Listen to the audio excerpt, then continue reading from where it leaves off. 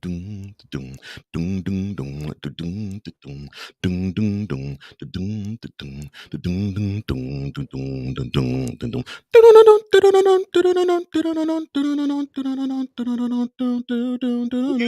singing and push the button. Quiet.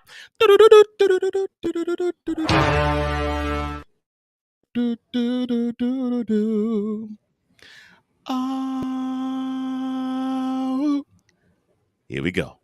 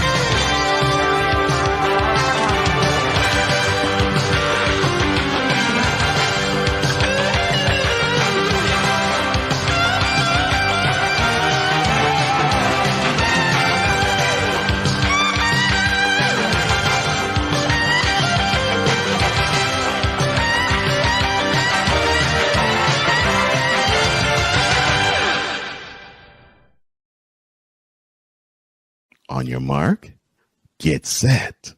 Let's go. I can't do it. We'll do it live. Do it live! I'll write it and we'll do it live! Mister, will you please wake up, wake up, wake up, wake up, wake up?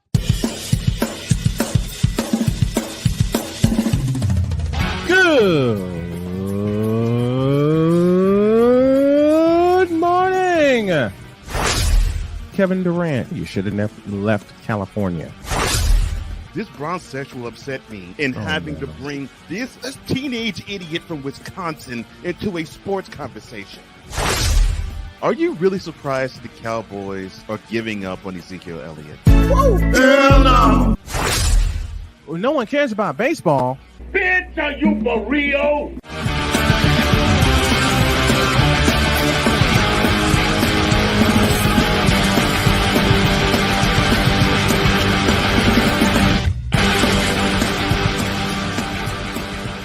Good morning, ladies, gentlemen, boys, girls, Jims, and Jerts. Welcome to another exciting edition of Snowman in the Morning with Cole Johnson.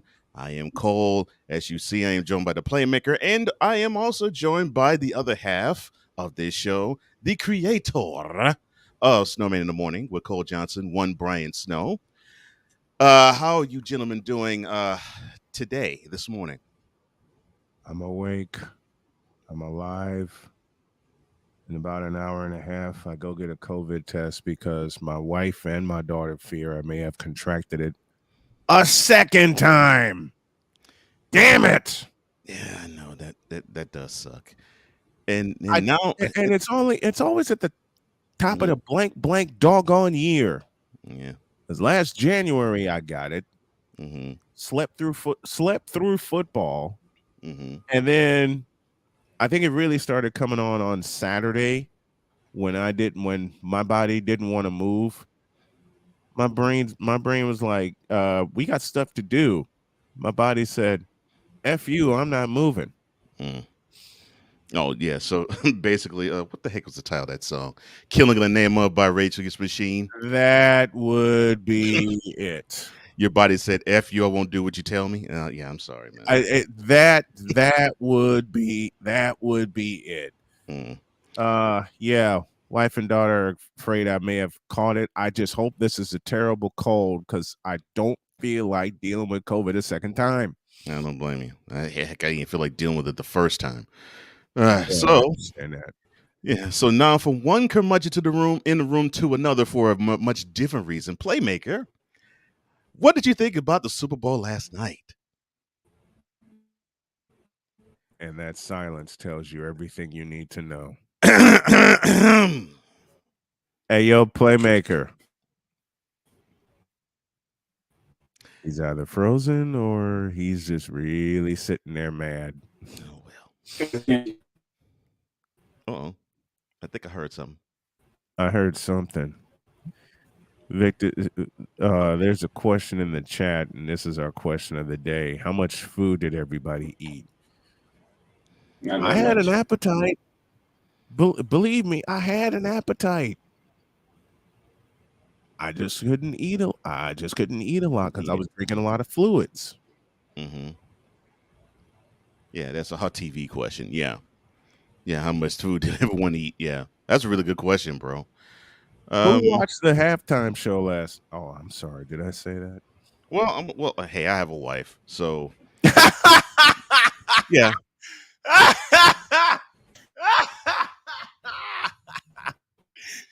You know what's bad?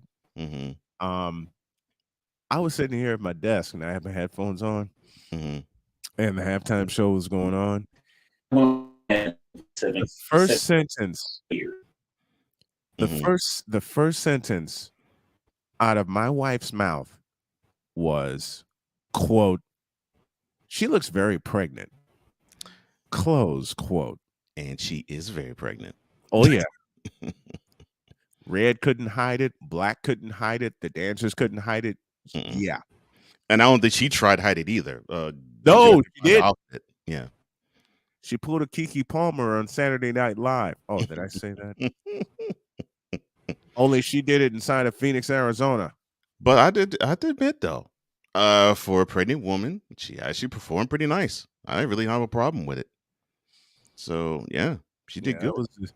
And my wife also said, "Look, I don't keep up with current trends.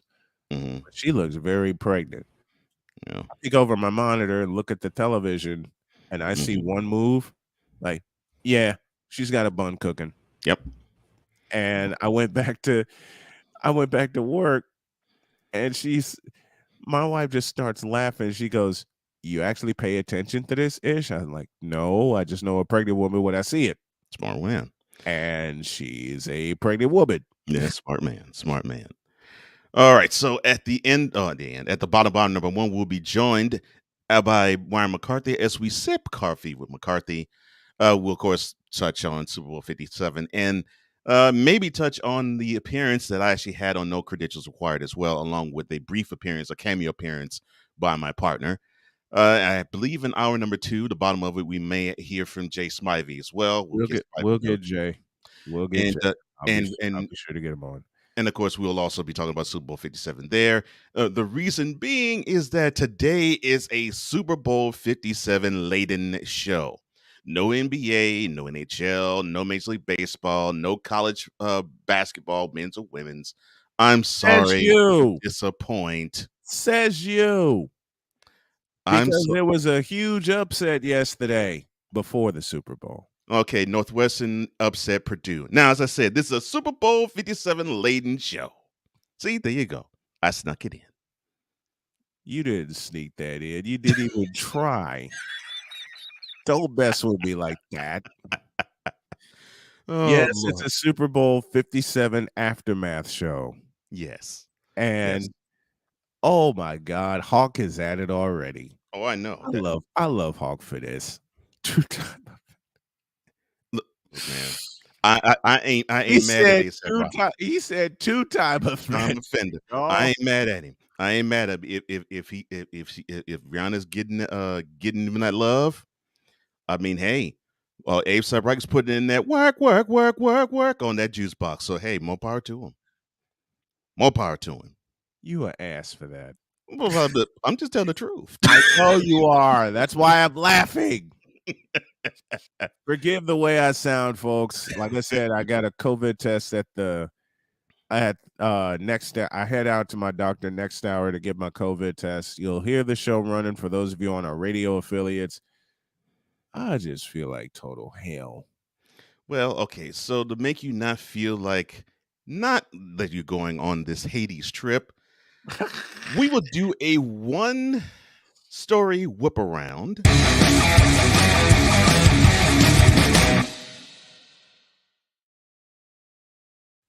And it will feature your beloved Northwestern Wildcats for defeating the #1 ranked Purdue Boilermakers. 64-58 was the final score.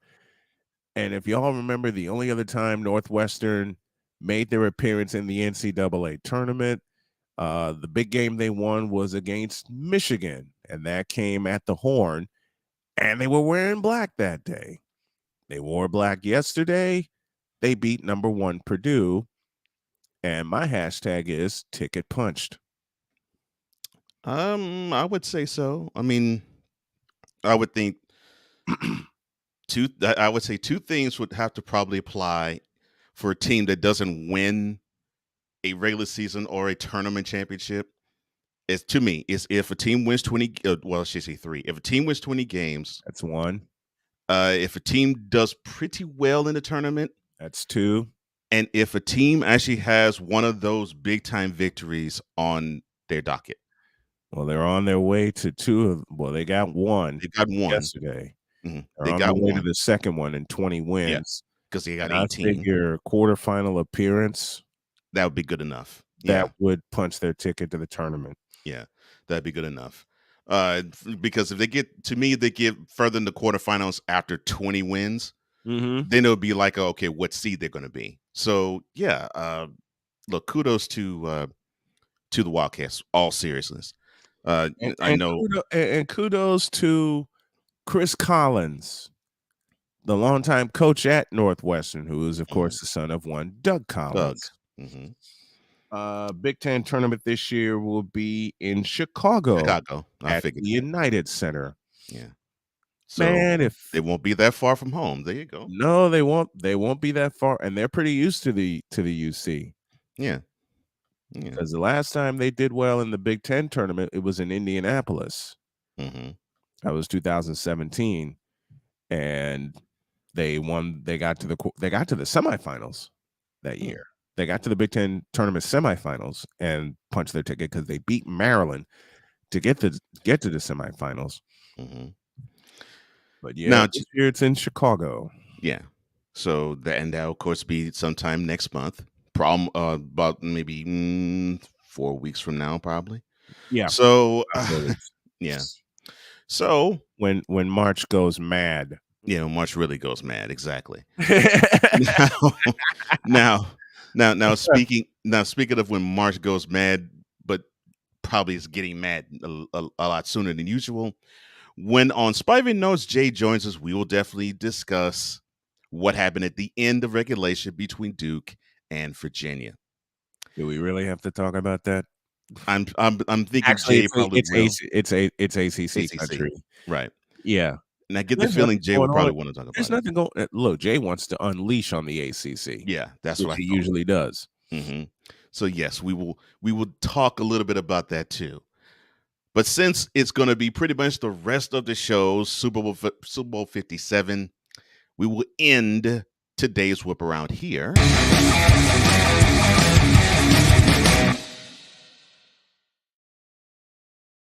LBJ is a coward. Oh, did you say that aloud? And let's head to the fanatic feedback zone. Are you saying that simply because LeBron's a freaking coward? Are you saying this for the most recent reason that he broke that he set now a new all-time mark for career points scored and he hasn't played since? Basically. Oh Lord. Okay. I've said worse, and I've said worse. I know. You've said a lot worse for a lot worse things that he's done. Victor says, first on the docket, he says, right about now, you are tuning into the most amazing 2 minutes of your day. I think you meant 2 hours. I know. I was going to say. I think you meant 2 hours. Yeah. I said, let's. If you want the most amazing 2 minutes of your day. Okay, I won't go there. I'm sorry. I was going to say, 2 minutes. We'll extrapolate that to 2 hours. And I could think about a joke that I heard. Oh dear. Bernie Mac said, "Yeah, I'll give you 2 minutes. 2 minutes and a half. Get ready for the hottest of hot takes and the coldest of cold hard facts." Oh, get ready for Snowman in the morning with Cole Johnson. Thank you so much, Ed McMahon, to our Johnny Carsons. I appreciate you, Victor, as always, man. You are one You know wonderful, what? I wonderful guy. um I inadvertently played my Bronze Sexual Confessions from last week. Not inadvertently. To whom? Why do I say inadvertently? Because Jody saw it, Mm-hmm. and her only question is, why do you keep starting and stopping the ending? This is in between fits of laughter. Well, well, there you go. Now she understands. Oh, she's understood. I She know. likes giving me best about it. Yeah, I understand. Yeah. Oh my gosh. Deets, And Christopher Deets. the bad part is, I now have her saying, "Get out of my face, you thirsty bitches." Oh Lord. Super Chris. morning to all. Anyone else have a great night's sleep after that bedtime story they called The Big Game? What a snore fest. And that comes from Chris Deets, the Of man in course. charge of the Fit Down Sports Show. Victor in return says, "Good morning, Mr. Deets. Last night game was amazing, but the extra stuff I could have done without." We'll Mhm. definitely discuss Agreed. further about those extra stuff that we could have done without. And Hall there's a TV lot says that tune is epic. Hey, look, I love the Chambers Brothers Funky. That's one of my favorite songs of all time. So I appreciate that, man. He says Andy Reid also is the GOAT. I No. won't go that No. far. Hell to the no. I won't go that far. I will say he is probably one of the he's probably one of the best coaches of this era now. One of the best of this era, yes. Greatest of no. I'm sorry, Hawk TV. But I will say this though. I do think Andy Reid is probably one of the best quarterback whisperers we've seen in the NFL. In history of the NFL. I will say that. I will give you that. I will definitely say that. But Andy Reid, the greatest of all That was time. all time. Hell no, to the no, no, no. Hell to the no, hell to the no, to the no, no, no. Then Victor Law chimes in. He says, "Oh, and in case you forgot, this is the first Super Bowl where two black quarterbacks started." And there's our woke moment of the day. Yeah, exactly. This woke That's moment our of the day woke moment. this woke moment of the day brought to you by Who Gives a Crap? Thank you. The two best teams played in the Super Bowl, period. Mhm. Yeah. Hard TVs. And when black people decide to realize that that's what it comes down to, which I know is a pipe dream in a lot of cases, given it's the 21st century. Okay.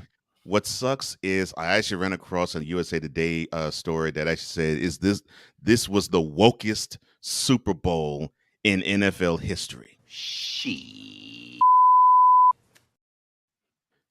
I wish I was lying.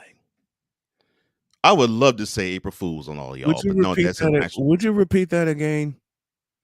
All right, This is the what? Let me see. Let me find it because I know I saw it. Please find it. I know I saw it. There we go. All right. This is the title of the story. Super Bowl 57 is the blackest, most woke Super Bowl ever. Sorry, haters. And this is on a nationally national media site.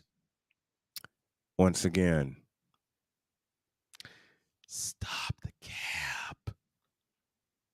Please, Lord have mercy. And for the person that wrote their headline, I don't remember asking you a thing. Good morning to you too, Mr. Hawk TV. Appreciate you as always, man. Victor says Andy Reid is indeed one of the kings of the Super Bowl. Well, he is now, considering he has won 2 of his 4 appearances there. Hawk TV says, serious question. This is the question of the day. How much food did everyone eat? Oh, I can actually say enough. I didn't eat a lot, but I'm glad I didn't eat a lot. Same. Same. Deet says, "Calm down with the goat stuff. He's got 2 Super Bowl rings, And he and came from a guy who it won three. came from a guy who won 3. That's correct. Which would be Bill Walsh. Correct. Uh, Actually, he came from a guy who won 3, and then was on the staff of a guy who won another. So there you go. the king of the the king of the West Coast offense. Yep. The late great The Bill late Walsh. Bill Walsh, who created So that. all you Andy Reid whisperers, he got it from him. Okay. Yes, he did. The best offensive coach in history is Bill Walsh. The best defensive coach in history is Bill Parcells. Why do I put those two in the same sentence? Because Bill Parcells, on 2 occasions, stopped the West Coast offense. I'll say this: the best defensive strategist is Bill Parcells. I mean, Yeah. The fake punt in 1990. Yeah. Damn you, Gary Reasons. And I talked to him about that too. Mm-hmm. To me, Bill is probably the best defensive strategist I've seen as a head coach. Yeah. Because I was like, man, he knows how to tailor make an offense work for their points. So yeah, I give him mad credit, and he does not get the credit he deserves in that regard. And he should. And he should. Hot TV says I had mad food. Why are you eating food that's pissed off at you? I'm sorry, bad joke. Bad joke. That's one of my grandkids' jokes. I know. Sorry. Victor says I made buttermilk fried chicken wings with honey butter sauce, all homemade. Look at you, man. And I've had Victor's cooking. So it's good. Damn you, Victor. So hearing him curse, that must have been good. Hot TV says pizza, wings, tenders, veggies, chips, cookies, cupcakes. You really? You really? So you had beans, greens, potatoes, tomatoes. You beat me to it. You had that, Hawk TV. Lord, why? You beat me to it. Because when he went through that list, that's exactly what I was thinking. Mm-hmm. Oh gosh, can't stand you for that, but you beat me to it. Deets again says buffet at the bar had chicken salad and pasta. Well, you had a responsible meal. Hall TV says I did talking about Rihanna Santar show. She says I did watch it on the count of my wife as well, Cole. Yeah, I mean it was funny, man. So my wife was on her phone. The only time she peeked was to look at Rihanna. She made the statement she made, and then she went back to playing her game on the phone. So my wife, my wife was watching TV in another area of the house, and so I'm watching the Super Bowl somewhere else. Oh, and I no. and I didn't mind that. That was cool. I mean, hey, she didn't want to watch the game, and she's not a football fan, so I understand that. So I'm watching it. Everything is flowing as usual. I'm hearing another program on the other TV.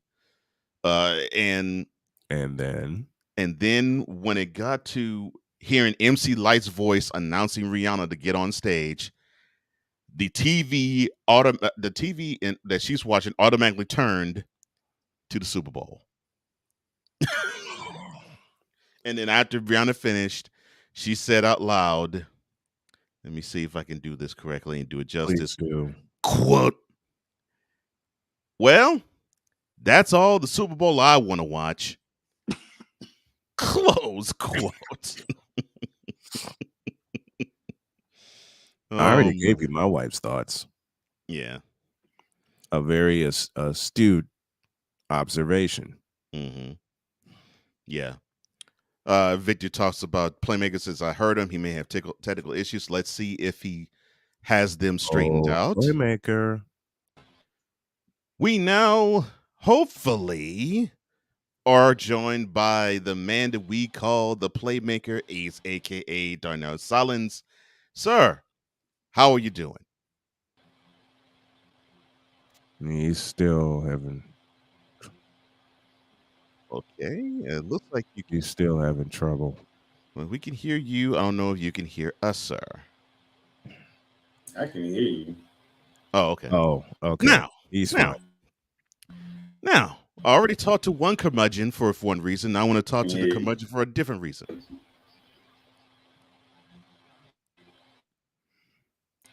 Playmaker, your thoughts on the Super Bowl, if you have any? Or is your silence your thoughts on it? Well, I'll keep going in the Fanatic feedback zone. Hall TV says, to be honest, I thought Rihanna did great. I did too. Considering that she was pregnant, I thought she did a wonderful job. Uh,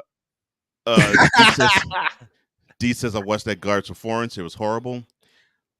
He says she sounded great. Everything else was nothing. Here's the thing about Super Bowl halftime show performances, Deeds. I expect the presentation to overall be garbage. So if I see something that actually stands out, I'm happy about it. But the fact that you have to have these artists run through their catalog in 13 minutes. So I figure, okay, they just have to be in good throat and they have to at least show that they're interested in being there. And if they do those two things, I'm good. If they actually sung. Right.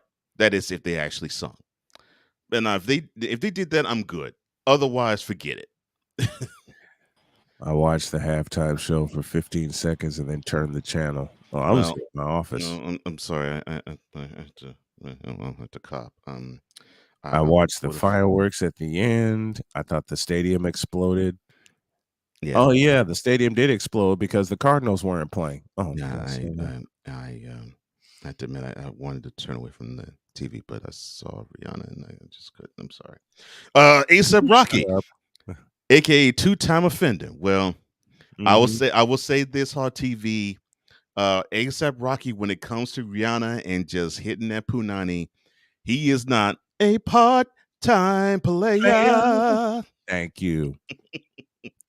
Unlike Kyrie Irving and LeBron James. Oh, did I say that? All right. Wait. Northwestern beating Purdue? Purple yes. Power. That's goes for Deeds. Hawk TV says cold. There will definitely be no talking about the chicken wing. And Victor says there'll be no talk about chicken wing. Not if I got something to say about it, if my schedule decides to get thrown all the way off. Victor says, good. Hope you get well, Snowman. Thank you. Hall TV, as I said, we'll get into Super Bowl 57. We'll definitely get to it in a couple of minutes. Hurst played a wonderful game.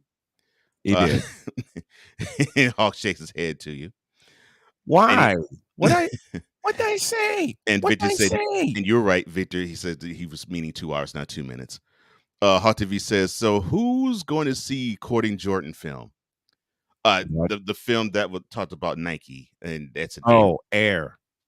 Yeah, that's gonna be nice. Get it right, Hawk. It's called Air. By the way, Fast and Furious. I thought it was 9, not 10. Okay, well, I might be. I think this is the last one. Good. They should have stopped after 1. But you didn't do that part.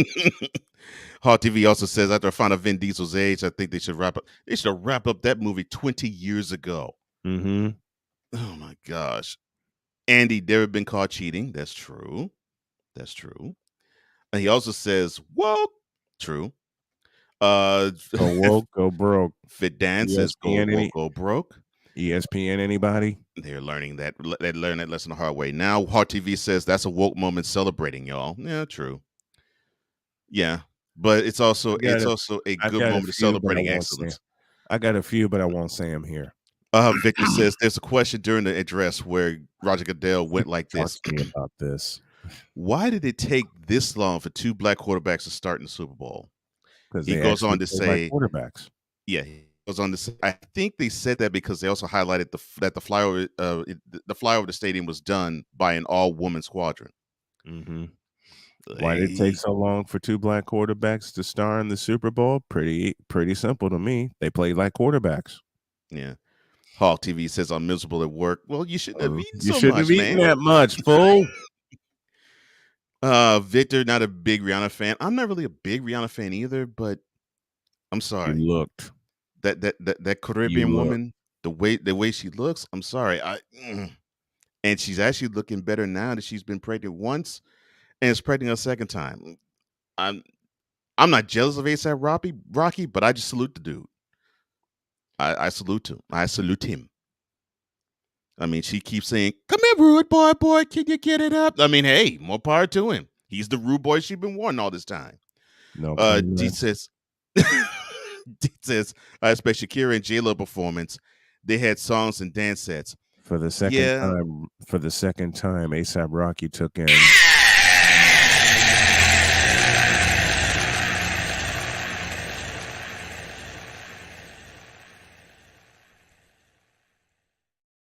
No, sir, that was not ASAP Rocky. That was Chris Brown. Now it is time for us. Oh, ASAP Rocky took one too.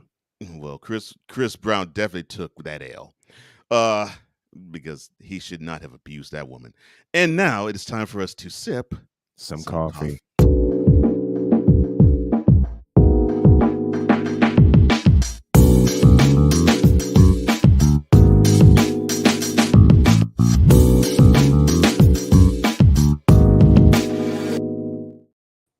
All right, as we have joined by every single Monday from 8:35 Eastern to 9, it is the one, the only, the man who is in charge of the No Credentials Required, one of the two co-hosts, Ryan McCarthy. How are you doing, sir? You know, for somebody who didn't get a whole lot of sleep last night, doing pretty well. Thank you. Even had how much sleep did you get? I got about 6.5 hours. You got a little more than me. You got a little more than me. And we're also joined by the Playmaker and excuse me, Ryan, as I do this. All right, the Playmaker stuff finally works. That's what I'm talking about. Yeah. Oh, I'm sorry. Oh, wait. Okay, I'm sorry. I gotta bring this up because I need to roast Playmaker for a moment. Oh, well, but before you roast him, what are you sipping on? What's the brew? Chocolate Lust by Invader Coffee. Oh, nice. Okay, so Invader Okay, Coffee. there's chocolate, there's coffee, and there's chocolate. I must have some. Yes, it's their limited edition Valentine's Day blend. It's delicious. Oh, what's it called? What's it called again? Chocolate Lust. Okay, now chocolate rain. Okay, now must have. Okay, now brother, yes. Go ahead. Where's that? Where is it? Where is it? Let's do it. Because we take this job so serious. I'm sorry. I did that all wrong. My bad. Do it right, will you? Oh, God. Brother, yes. I'm so glad, Ryan, that you here on Coffee with McCarthy. I love you. Oh, Lord, you beat me to it. What in the all types of blue hell? Yes, it's Snowman in the Morning with Cole Johnson. I was gonna say, play my music, man. Oh Lord. Oh, good. Yeah. Lord. Besides that intro, we got to give him the brother guest intro. Oh no. Oh, good Lord. We have. How does that always happen when I'm here? Because you're here. You're here. That works. Because you're here. Dog, I gotta reload that on this one. But we need to have that for halftime. All right, Mr. McCarthy, you said you wanted to roast Playmaker. The floor is yours. Oh, no. All right. No, I'm just gonna say because I missed out last week's shenanigans. I was doing some work training, but I just want to quote Playmaker and say, Cole, if you wouldn't mind. Quote. LeBron James is the greatest scorer of all time. Yay. Close quote. I love it. Sorry. Sorry, Playmaker. I had to do it, man. I mean, would you Ryan, did I not call it though? I mean, would you do that? Would you do that again, please? Sure. Go ahead. Absolutely. Quote. LeBron James is the greatest scorer of all time. Yay. Close quote.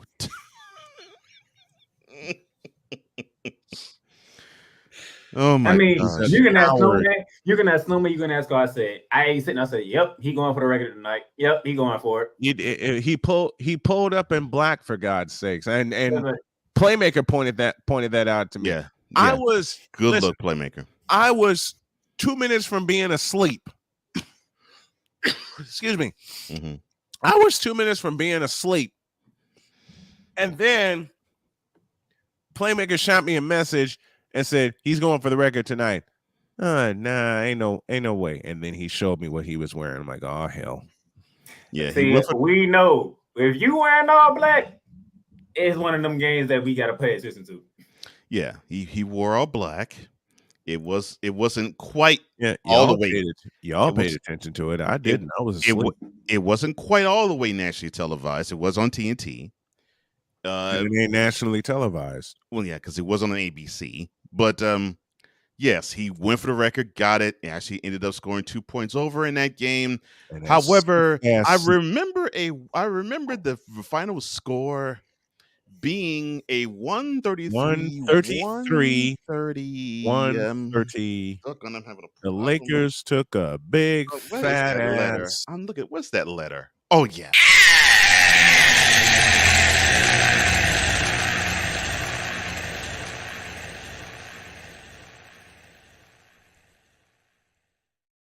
A sucker ain't seen the court since.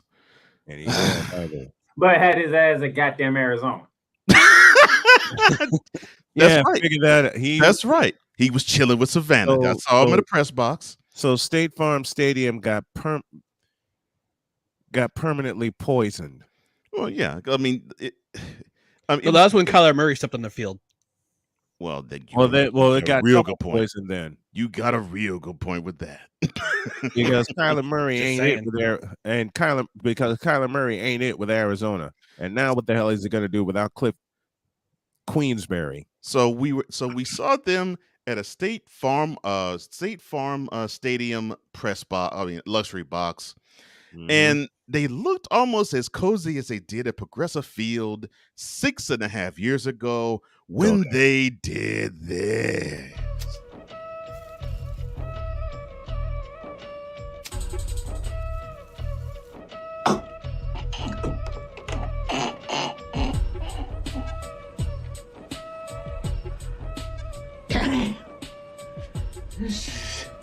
So good.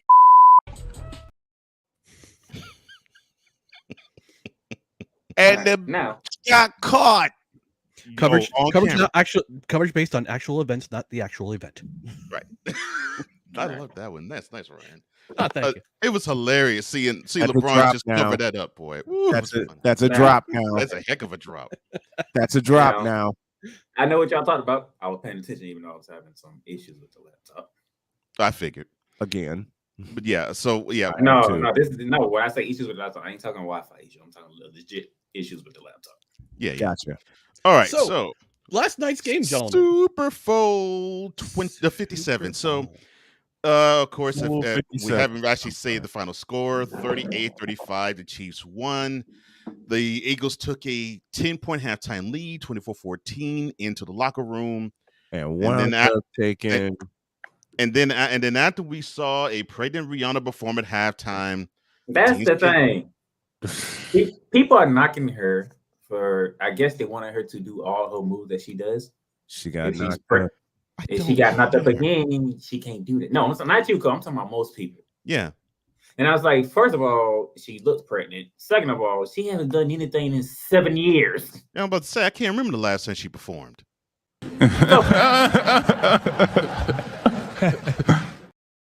I closed my eyes when I hit that button. She hasn't performed in 7 years, and she looked like she's pregnant again. She is pregnant. What more did you want? They confirmed after the halftime show that she was pregnant. Yeah, they confirmed it. I'm just ASAP Rocky put in that work on that juice box. Yes. I mean, he probably can't get enough. You can't. She can't. I mean, like I said, she keep no comment right because it would cause the inner George Carlin in me to come out. I mean, the woman is exactly 1 week shy of her 35th birthday. What I mean, and she's making so much money hand over fist with Fenty. She don't even need to perform anymore. So to actually see her do it, I'm like, cool. It's cool to see her. And then she's pregnant too. I'm like, all right, awesome. I'm all right. Yeah. I was all right I with it. I peeked over my enjoyed it. monitor and I fell back to sleep. My wife looked at me and said, "I may not make it to the end of the game," because we both were getting tired. And I said, "Baby, you said nothing but a word." We did make it to the end of the game. Mm-hmm. We saw we saw the now, final pass. Just a minute. We saw the final pass, mm-hmm. and we immediately turned off the television and went to bed. Yeah. And this Now, is where my agenda comes into play. okay. Well, before you get your agenda, Not 'cause yet. I'm gonna lead into it. I'm lead into it. So with the come from behind victory, which it really wasn't. No. People are now saying that Patrick Mahomes, now that he has his second Super Bowl MVP, and he also won the MVP of the regular season to boot this year as well, that he now belongs as a top 5 all-time QB. And all I gotta say to that is, why the you lying? Why you always lying? Oh my gosh, stop lying. Always lying to me. You lying so much. You making it hard for me. That's what I Holy- woke up to this morning. That's what I woke up to this morning. Stop. holy recency bias, Batman. Yes. This is what I woke up to this morning online. Ryan, I wish I was joking. Ryan, he's wish not I was joking. I wish I was Ryan, I wish I was joking. I could confirm. I could confirm that I he's seriously not wish joking. I seriously wish I wanted to say April Fools. No. Ooh, No. I mean, he's good. Don't get it twisted. He is. But he ain't in the pantheon of greats yet. Dear God. I mean, I literally, when I perused social media, I literally saw, and I mean, this was a legit original post where it said, please tell me a reason, give me a legitimate reason why Patrick Mahomes is not a top 5 all-time quarterback. I said, this is simple. I can think Time. I can think of a few. Time being one of them. That's the only one. I'm like, everything else, it doesn't matter. Time. I love what Victor said. Let me do my best Daffy Duck. Thank you, sir. It's an investigative fabrication. Okay. Now I will kick it out to the floor. I should have known when I played that was gonna be the thing going. The next Of thing course. going. Let me ask you. Go ahead. I have a question. Shoot, bro. How old was this person who posted that nonsense? If he's 30, I'd be shocked. Okay. Therein lies your answer. I would say between 27 to 30. Okay, because this particular generation, and I hate to be the old crank, get off my lawn guy in the show, but I'm gonna be. Okay.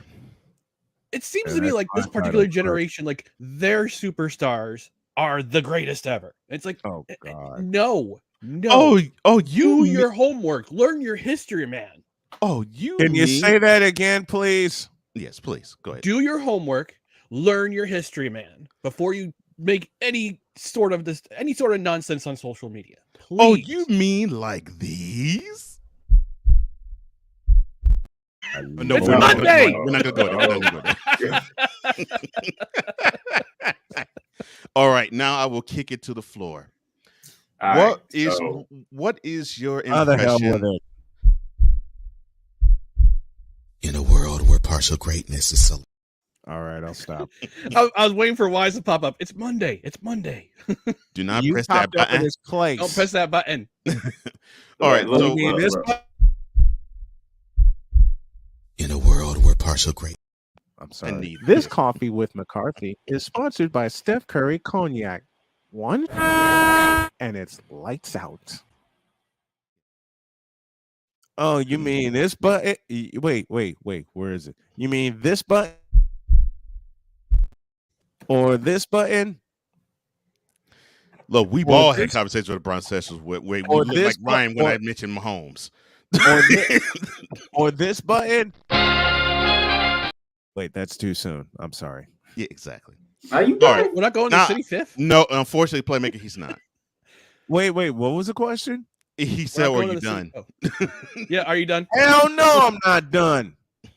Because there's some people that need to get roasted right about now. They've So I was- already been roasted. They were roasted. No, they for 60 haven't. No. They've been No. roasted for 60 minutes. They've Game been over. served at Starbucks. So yeah, so I'm gonna kick That's how it to badly the, roasted they are. So I'm gonna kick it to the floor. What is your lasting impression of Super Bowl 57? I will start with Ryan. The real MVPs of this game was the Kansas City Chiefs offensive line. Yes. I agree. Thank you. I've 100%. Yes. Reed They need a separate MVP for the offensive line. They I agree. never Turkey ever legs. get the glory. I give Never. it up to those 5. I give it up to those 5 gentlemen. And to Man. not And allow Creed a Humphrey sack for in the game. anchoring that O line as a center. He's the best center in the league. For Period. them Yes. to allow these many sacks against the best defensive front in 2022, that says a lot. Playmaker. Yeah. Cole, hit that button. Oh Lord. Oh no. Okay. Who you want to roast? That's the question I gotta ask. The entire Eagles defense. All right. Oh.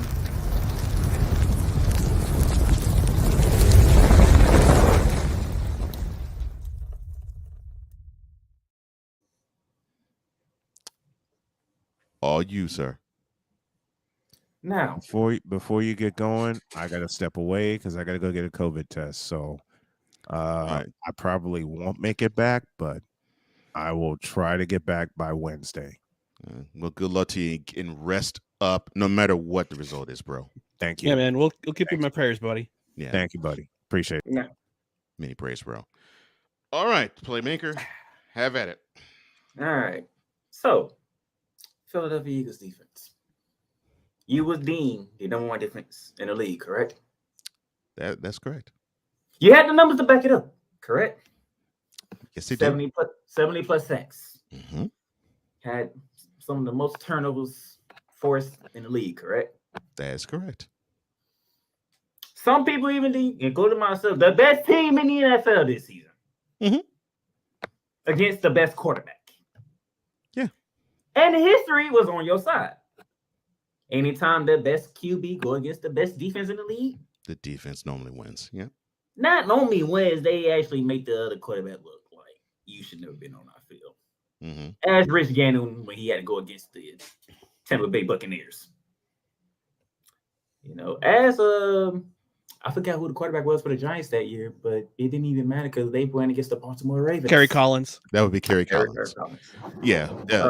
A team that did not score an offensive touchdown. The only touchdown they scored was on special teams. But yes. Oh, and by the way, as the one and only Peyton Manning when he had to go against the Legion of Boom.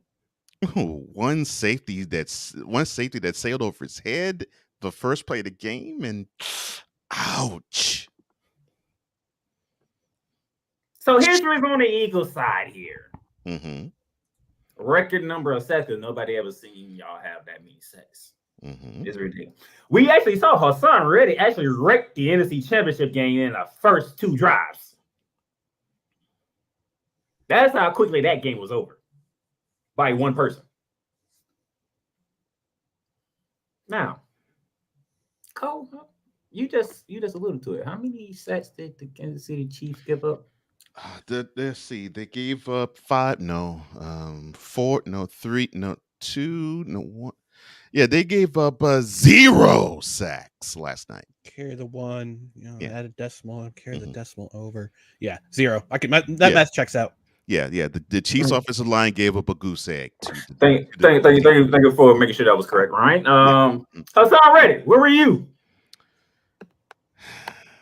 Fletcher Cox, where were you? Both of them were rendered ineffective. Jordan Davis, where were you? I don't remember seeing him on the field all that often. Hargreaves, where were you? He did make a good play on Pacheco in the first quarter, That's it. and that was the only play I remember him making. That's it. That's all. Yeah. Okay. That's the only play I remember him making. Yeah, Hargraves. Yeah. Now that's the D line I get to.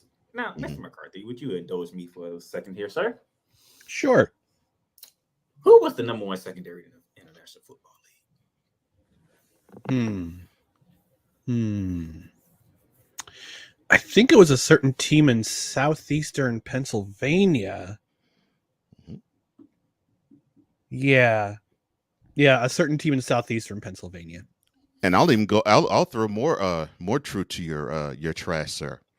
I actually said that the strength of the Eagles' defense was the secondary, not necessarily the defensive line. Okay, so we have big play Darius Slay, On one side, James Bradbury, on the other side, Chauncey Gardner Johnson, one of the safeties, Mike Epps, not the Another. actor. Right. Hold on. Because Let me- they have like a 3 or 4 man rotation with safety. Hold on. Let me double check my numbers again. Because how many points the Chiefs scored yesterday, Mr. McCarthy? Let me see. Let me do the math here. Add this to my head. Right. Carry the one. Right. Add the discipline point. Right. Over there. Take that. True. 38. 38. 38 points. So they scored 38 points. Mm-hmm. Mr. Johnson, do you know how many total drives the Chiefs had in the entire Super Bowl? I want to see 3, 4. I want to say, was it 7? By the way, RIP to the great Kobe Bryant. Yeah. 8. It was 8. Okay, I missed a drive. Yeah, 8. Oh, I didn't count the missed field goal. Yeah, 8. 8 total drives. 38 points, right? 8 drives, right? Right. You know how long they only scored 31 of those 38. But go ahead. Yeah, that's true. Yeah, that's true. That's true. Do you know how long they had the ball in the entire football game to get to that 31? I want to say a little over 20 minutes. 24 minutes and 13 seconds. You want to know why I'm roasting the Eagles defense? Because you let the Kansas City Chiefs have the ball for less than half the game and they still got the 38. But you're the number 1 defense in the league. Allegedly. Ouch. Big play Darius Slay was not a big play. He was getting spit in the spinning cycle too much. Hey, Kadarius Tony's going all the way to the left. Wrong, he going to the right. Walk-in touchdown. And the Reed felt so good. He was like, you know what? It worked on this side. Let me go to the other side and do it. Yeah. Andy Reid and Eric Bieniemy, they basically were reggae DJs. Rewind. Hey, Scott Moore. This is a big moment for you. You're a rookie. You didn't think you'll get this far this quickly. Let's give you the same route and see how it works. Hey, he's moving in right back around. And this time he faked out a safety. Who did the same thing Slade did the previous drive. If y'all supposed to be this damn good, how did y'all get spit around, made look like dummies so easily? So that's easy. Even Cole he'll tell you every time the Chiefs scored a touchdown, I said that was too easy. It was too easy. You're right. It was too easy. Every touchdown too easy. I'm like, what? Where's this defense at? The big shot defense. And you know the funny thing is, we ain't talking about the NFC Championship game no more. Because the only reason why the Philadelphia Eagles won because our son Ritter wrecked 2 quarterbacks. But then 15 minutes of each other.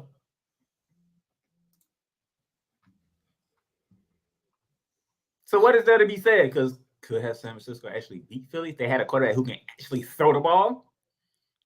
It may be possible, but we won't know that. Ooh, I don't know, Victor. That's a good question. It may be possible, but we won't know that. Oh, Lord have mercy. Victor Lock 83 VLock 83 asks, is playmaker calling the Eagles defense trash? Okay, Victor. Yeah, okay. Let's see here. We have a Kansas City Chiefs team who don't have any superstar receivers outside Travis Kelce, correct? Yeah, that's correct. And yet, Kadarius Toney scored. Sky Moore scored. Juju Smith-Schuster had a drive that was all about him. That second half basically was Juju Smith-Schuster. Travis Kelce gonna do Travis Kelce things, so we ain't gonna count him. He's Travis Kelce for a reason. Isaiah Pacheco was running the ball pretty effectively, and they outrushed the Eagles. Let's throw another log onto this fire too. The Chiefs, who are not known to run the ball, got 156 yards on the Eagles defense. Yeah. And Patrick Mahomes had 44. Oh, and that guy, Patrick Mahomes, with a gimpy high ankle sprain. I believe he injured that ankle again. He did. Yep. Before halftime. Before halftime last night, he did. And yet he still managed to work. Pain. Yeah. And put that work in. He gave him that work.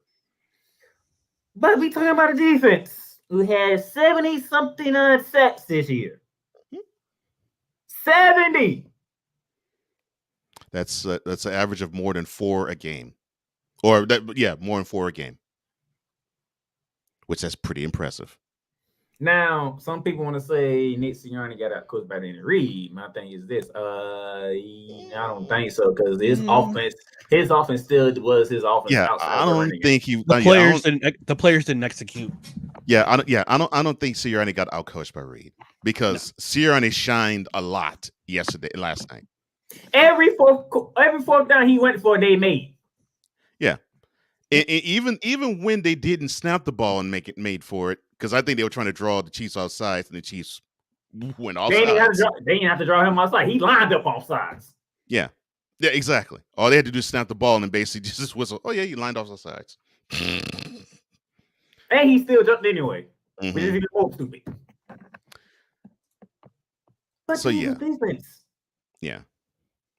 Y'all was nowhere to be found in the biggest game of the year. And we were saying y'all was the best team out the season because y'all was consistent from start to finish. Oh, yeah. I said it was Eagles. I'll admit that. I'll admit that. I will give whomever the receipt. I said it. Chiefs Kim can get the receipt because it's on video, and I can't get rid of video. I picked the best team over the best quarterback. And for once in history, the best quarterback outdid the best team.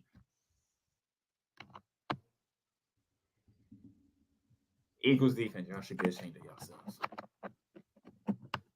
Because now the question is, what's going to happen when the next season schedule is actually fully made? Because if I do recall, I think y'all do have the NFC West on y'all schedule.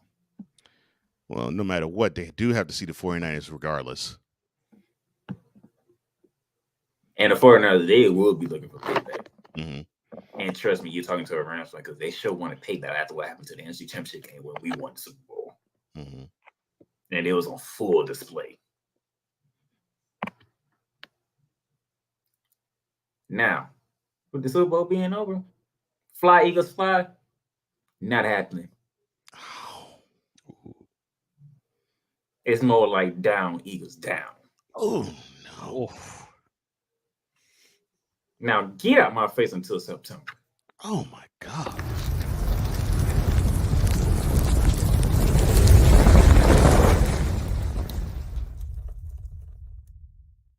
We just had some roasted eagles for breakfast. Yeah, we did. Any remark? I know you probably have to run now, Mr. McCarthy. Any remarks that you have to display, sir? Actually, I can stick around for as long as you want. I get the day off, my friend. Oh, you do? I do. Oh, awesome. Well, then extended coffee with McCarthy. Come on, let's go. Well, then, if that's the case, I guess what we will do is we will now begin hour number 2 because it starts right now. Time for hour 2 of this spectacular. Ryan McCoffey now joins us this morning. That's what you need to do to beat Josh Allen. You need to make him uncomfortable. Hour 2, time for some Spivey notes. And here's Jay. Well, I know he's only in his 3rd year, but they're just wasting Justin Herbert. Hour 2, the hardest working content creator I know, the playmaker. Hey, LeBron James, the greatest scorer of all time. Hey. Hour 2, the one, the only Christopher Dietz. They rewarded Ohio State for not playing, and they punished USC foreplaying. Hour 2, Sam Shady. Oh man, it's been a roller coaster ride if you were a Philadelphia Stars fan. Hour 2, that's Big Ben, the man in charge of the BS3 network. And if I see Kurt 2 Chainz Cousins out. Hour 2, Chris Bay's joining us. Oh my God, this game. Oh, way to go, Sammy. Hour 2, YSL. Oh man, I thought I missed it. What in the all types of blue hell? Time for hour 2 of this spectacular, and it starts right now.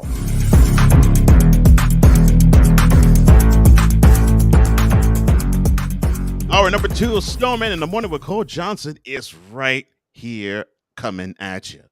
With one half of the team, Cole Johnson, I am joined by 2 wonderful colleagues and good friends of mine, the Playmaker and Ryan McCarthy. Oh, by the way, sir, I'm pretty much going to be filling in for Snowman. That's just one of several roasting sessions I have for the next couple of days. Oh, I figured. The other one's coming from the National Basketball Association. I figured. Because I performed a funeral Friday, so yeah, That was a very touching eulogy. I missed the funeral Friday. Yes, I did. Yeah, I did a eulogy. Yes. Who you did it? Who was it on? It was on the Brooklyn Nets, and I might. Okay, fine. I will do another one on Cole Sports Wednesday. Oh my goodness. So back to the Fanatic Feedback Zone we go. Vidilog says, so in the words of John Cena, LeBron is a winner. He is a loser. A loser. Actually, credit that to Jim Carrey, because that's where John Cena got it from. Actually, I'm mad as hell now because they actually made that damn trade. Well, more power to the Lakers in getting DeAndre Russell again. But Victor grew a brain. Yeah. Victor Locke says, I feel bad for Sam and Cool. I actually apologize to Cool. I will do that to Sam probably sometime today. And Cool took it really good. He's like, look, the team just didn't get it done. And defense didn't get the job done. So by the way, I totally respect him for that. Yes, Playmaker. Now I know people are upset because the refs. I was going to say to decide the game. Listen here, you're getting ahead of me because that's why I'm about to go next. Hawk TV says Rihanna's juice box is known as the Force, and ASAP Rocky is nonstop until he gets enough. Don't stop being enough. Come on, to the first time. Don't stop thinking enough. I'm sorry. Hot TV says 2 Super Bowls for 30. That is, of course, in reference to Patrick. No. It's 2 MVPs, 2 Super Bowls, along with 2 and MVPs. 2 Super Bowls MVPs, along with 2 MVPs, and along with 2 Super Bowl MVPs. This is why people are putting him in the top 5 because he got 2 of everything right now. Yeah, let's before 30. That's fine. That's fine. Good That's fine. But it's like another Chambers Brothers song that comes to mind. That the only reason why he just isn't top 5 right now is time. Time has come today, but not for Mahomes. But I will say this. They needed that Super Bowl. Well, Mahomes did, yes. Andy Reid too. Not necessarily. I mean, Andy Reid's career is made. He already has his ring. He actually took both those teams to the Super Bowl. So, No, from the standpoint, he'd have been 1 and 3 in Super Bowls. Look. We got I'm about to make you sick, Victor, and this is not because I want to rub it in on you. I'm just speaking facts. Mike McCarthy has a ring. The dude's been living on it for the last 13 years. Yeah, because that's the only time he's been to Super Bowl, though. That's what I'm saying. He's been living off that ring for 13 years, and I can name Mike Tomlin. He only has a ring. He went to 2. He's been living on that ring for 15. So, I mean, Andy Reid didn't need to have another ring. It's great that he has another one, though.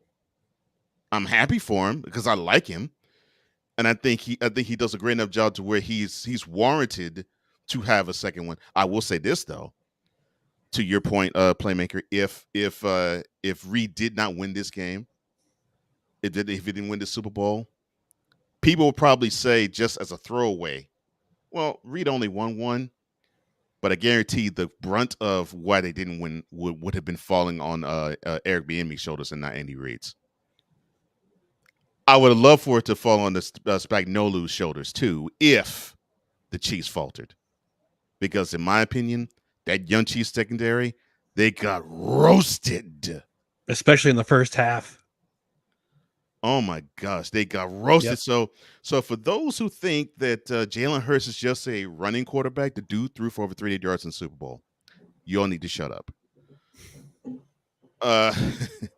Victor Law says, that, sir, talking about Patrick Mahomes being a top 5 all-time quarterback, it's an unmitigated fabrication, and I don't do Daffy Duck all that well. And I get it, yes. Mahomes has won 2 in 5 years. I get it. Yes, I understand. Keep going. Because Joe Montana won 2 in 5 years. Pretty much what Cole is saying. Keep going, Patrick Mahomes. You don't want to end up like Aaron Rodgers. Thank you. Because the dude, ayahuasca is a one and done guy. But people keep thinking he's a great quarterback. I'm like, well, he's proven nothing except he has skills and tools, and he's a tool. Thank you, BS3. Good morning to you, sir. Victor thanks you for your hot seat, because I agreed with you all 100% with yours, sir. Victor says, you guys are going to summon Wise in here. No, we're not. No, we're not. And thank you. See, Ben, you and I here. Exactly. Too early Mahomes. He is a great player. In fact, he's the best quarterback of this era. But no, not quite. Not quite. Not top 5 yet. No, not top 5 at all. Hall TV, I'm going to get to your comment because we're going to actually go next with that. Deed says 5 legit reasons of why Mahomes is not top 5 all-time quarterbacks.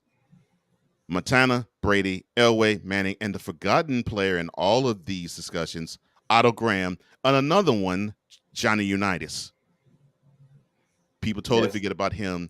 That dude has modeled the way for every quarterback after him, including today, because he basically made the quarterback style and how the quarterback looks and how he's supposed to be on the field.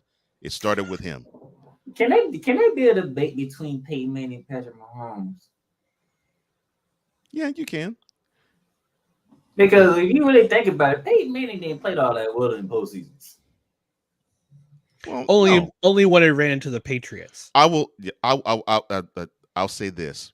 My Francesca said it beautifully when Tom Brady bid it adieu. He says, look, Tom Brady is not the greatest quarterback of all time. The greatest regular season quarterback of all time is Peyton Manning. The greatest postseason quarterback of all time, greatest Super Bowl quarterback of all time is Joe Montana. And I'm like, agree. And the what you could give Tom Brady credit for being is the most accomplished, and a guy who worked from being a second stringer in college to the second string in the pros to being an elite QB. He worked to get there. So you had to tip a cap to him about that. But no. Yeah, yeah. Mahomes could be there. And Mahomes, let's put it this way. Mahomes yesterday did not play the greatest of games. He didn't play a bad one, but he did not throw for 200 yards in that game. 3 touchdowns, awesome. But he did not even throw for 200 yards. But and he ain't had the ball that much either. No. Be that efficient. No. But I say it for this reason. People were giving Hurts the blues because he didn't throw for 200 yards in either the NFC Championship game or the NFC Divisional round. Because he couldn't throw. They say he couldn't throw. He wasn't accurate. I'm like, he didn't need to. All he needed to do was take care of the ball. Exactly. Which he did. Which is what you want your quarterback to do. The ball game was open in the first quarter. Yeah. But because he did not throw, because he barely threw for over 150 yards, people are like, well, Hurts is the good quarterback. Well, Mahomes didn't throw for 200 yards in the Super Bowl. But you called him the greatest of all time because of it. Because he won. Let me break this down for the masses. I'm being nice today. First of all, when they play the Giants, I sat here and said, they finna beat the Giants like they did back in week 14, like in week 18. But everybody was like, oh, the Giants is. No, they finna smash the Giants. What did they do in the first quarter? What's the score? 21-0 after the first quarter? Game already over. Like Yeah. I said, they was going to smash the Giants. I figured that was going to be the case too, because I was thinking the Eagles basically just coasted in Week 18, and I thought the game would be more like how they played in the Meadowlands too. It was simple with the Eagles in Week 18. Let's get this lead and let's get out of here. Let's get the lead. Let's rest people. Let's hold on to the lead, and we'll be good to go. Yeah. NFC Championship game. I said it during my roasting session. Hassan Reddick literally wrecked the game in the first quarter. Actually was the third play the 49ers had the ball. Yeah. Hassan Reddick literally wrecked. The 49ers' first possession, the game was over for the 49ers. When we like to say wreck games like Chris Jones wrecked the game when it's time to wreck the game against the Cincinnati Bengals. No, Hassan Reddick literally wrecked the game against the 49ers. Yeah. He did. Deed says, I guess the defense should have stopped Jalen Hurts from dropping the ball for no reason. Well, that's his only blemish. I will put it this way. Look, you're gonna have blemishes, you're gonna have faults, you're gonna do something that's not gonna be looked upon as favorable. But that drive after he coughed up that ball and gave basically an unforced error and 6 points to the Chiefs was he came back and he had a touchdown drive. So that's his only blemish, and guess what? He still put up 35 points. Yeah, he put up 35 points, 300 yards, one touchdown passing, 3 touchdowns rushing, and a 2-point conversion. I mean,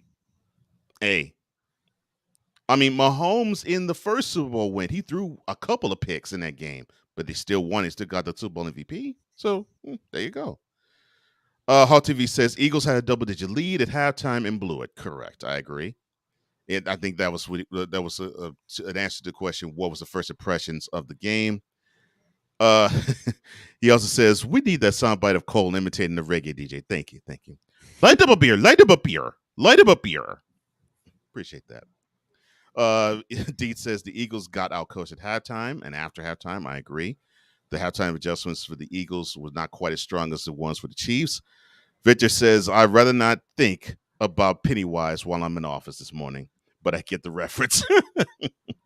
But you mentioned this, Mr. Playmaker, and this was going to be one of the focal points for me. Let me find it. Okay, because it was from Heart TV.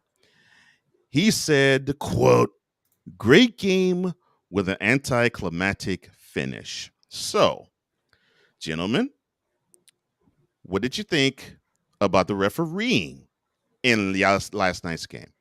Do I need to set the table for everybody? Listen, y'all gonna blame the refs because that's what fans do. How do you call that at that important time? You let them play. Number one, what do me and Cole always say? Don't put the game in the ref's hands. Nope. What did Badbury do? He put the game in the ref's hands. Because guess what? He grabbed Juju Smith-Schuster. Not once, but twice. Yeah, he did. And here's the difference. Y'all saying the ball wasn't uncatchable. They called defensive holding. Not pass interference, and that's the difference. That's a beautiful point. I need pass y'all interference. To know the difference. Yeah. Pass interference would be if the ball was catchable and he was held. The ball wasn't catchable, so the refs couldn't call pass interference. They had to call holding. I'm sorry. Go ahead, sir. The offensive holding is the quarterback is still in the pocket. He has the football, and you grab the receiver. Mm-hmm. Yeah, even Bradbury said as such after in the interviews in the post game. He said, "Yep, I was trying to get away with it. I thought I could get away with it. I thought I'd get away with it." And that's my idiotic moment of the day. Thank you for that, Ryan. Here's my issue with that call. Not that it was a wrong call or a bad one. And yes, I'm Playmaker. You know I'm with you when you said don't put the game in the hands of referees. You're 100% correct. Mm-hmm. You do that, you are liable to lose the game, that's exactly what happened. My issue is if you're going to allow the tugging to happen all throughout the game, and there were worse examples, even with Bradbury on Juju, if you're going to allow the holding to happen and you don't flag it in the first quarter, but within 2 minutes of regulation, you want to flag a less egregious example of holding, that's where I have the problem. By the way, you know how everybody on the Eagles bench knew it was defensive holding. Ain't nobody Because complained. no one complained about it. Nobody And complained. Bradbury didn't complain about it. No, he didn't either. Everybody knew it was like, God damn, we got caught. It was more of a man. It's pretty much this. You snuck in, you got your hand in the cookie jar, you ain't get caught. And then go back again, still didn't get caught. Eventually, you gonna get caught. Yeah. Now, yeah. Yep. Now, to me, I mean that I look at it this way because all of us have seen the game for a long time, and we've played it even. There's tricks to the trade, and one of the tricks is sometimes defensive backs they on the sly hold. You know this. It's the trick of not making it so egregious to where it's like, well, the ref has no choice but to throw the flag. So I looked at it that way, and I judged it by. Now you allowed worse examples of holding, and you knew it was holding to let it go. You allow that to go, but you don't allow this to go. Now it's going to look bad because you're going to get memes like we saw in one of the private chat rooms where people are saying, especially Eagles fan, oh, look at that. Mahomes is exchanging shirts with the head referee.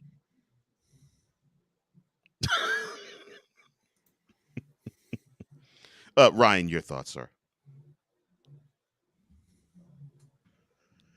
Yeah, I agree with Playmaker. Don't put the game in the ref's hands. If you try to get it's like in hockey. Like I'll use a hockey example. There are certain things you can get away with for so long the referees can't see. Pros know how to hide things from the refs to make it look like they didn't commit a penalty. You can only do that for so long without getting caught.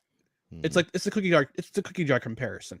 You can only go back to you can only sneak cookies every once in a while from the cookie jar. Somebody eventually is going to catch you, and that's what happened here.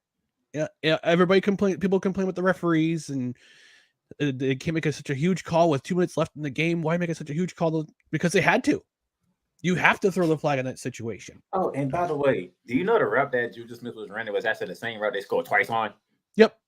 Which means everybody knew. Which means he would have burned. Which means Bradbury would have gotten faked out of his cleats, and Chiefs would have scored the touchdown.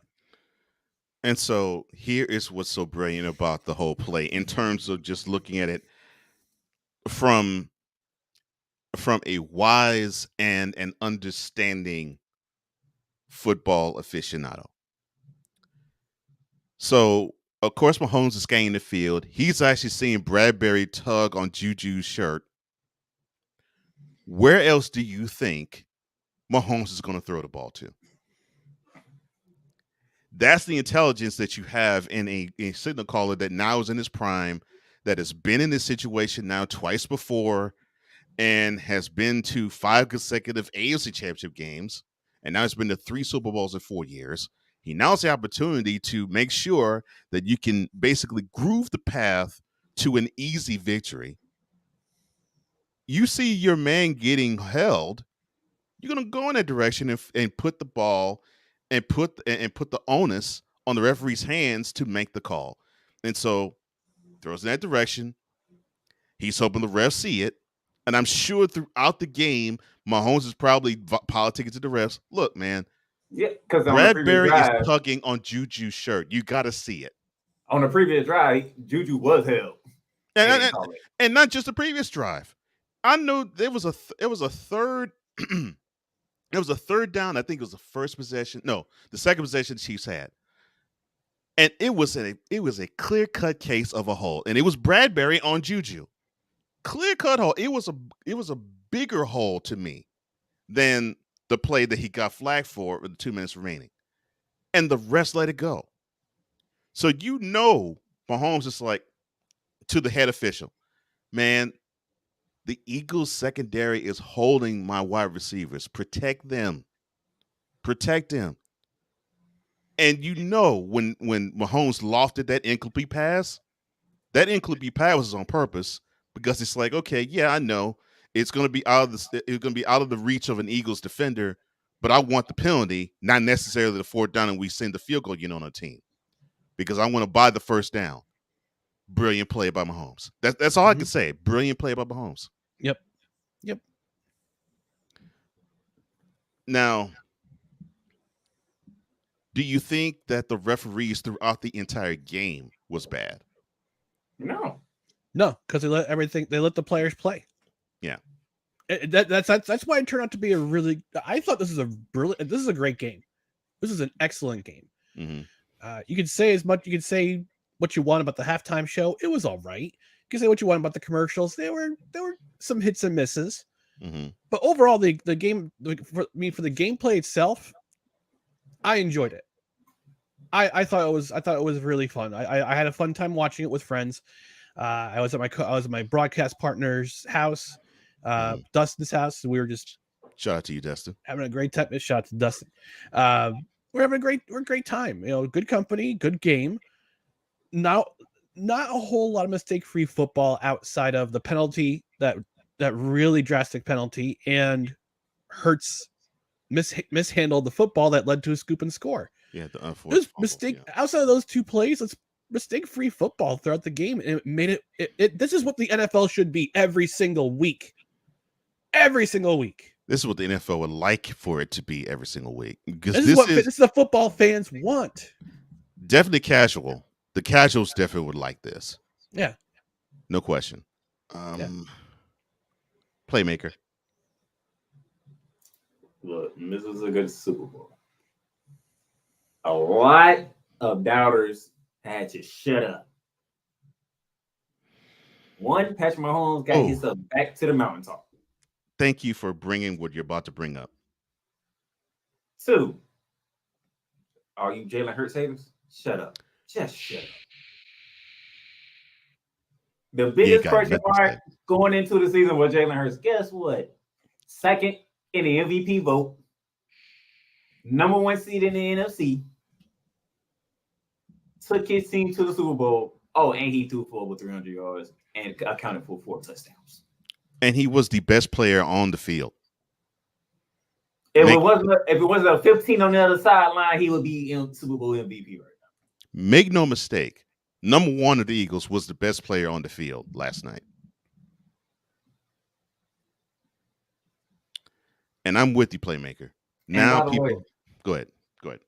For the first time to have 2 black quarterbacks starting in the Super Bowl, I think they broke that narrative too, because they both put on the show. Well, you know what's so messed up about this, Playmaker? I knew they would, to the point I didn't even think about, man, if one of them stinks up the joint, man, I do not want to hear the media go off, or the people who are outside the media go off and say, well, you see, when you have 2 black guys on the starting, you won't get good play. I didn't even think about that because I knew both would put on the show. Yeah, I knew both would put on the show. It's the casual non-football fans that make that thing big. Yeah. I was listening before I came on, and you had that headline about the which outlet. I pretty much I think I know in the back of my head which outlet had that headline, but it's like, do you even watch football? Like, thank you. Half these people don't watch. I mean, these people these people. I mean, journalists like in mainstream who like to kind of stir the pot a little bit when it comes to these type of narratives. Do you even watch the game? Have you watched the game the entire season? Do you even watch, other than just wanting to push forward a narrative that I'd say probably about 85 to 90% of the people in this country couldn't give a flying hoot about? At least who love football. Yeah. No, they don't. No. All they care about is if he whether the skin color is black or white or all points in between, if he can complete at least 60 to 63% of his passes and can improve from there and doesn't turn the ball over and give some points, at least scores about for his team on average between 25 and 30 points a game, they don't care. Man, y'all do realize we had two teams who came in with the same record, Mm-hmm. the same seeding, Yep. the same points. Mm-hmm. And for 55 minutes, the game was 35-35.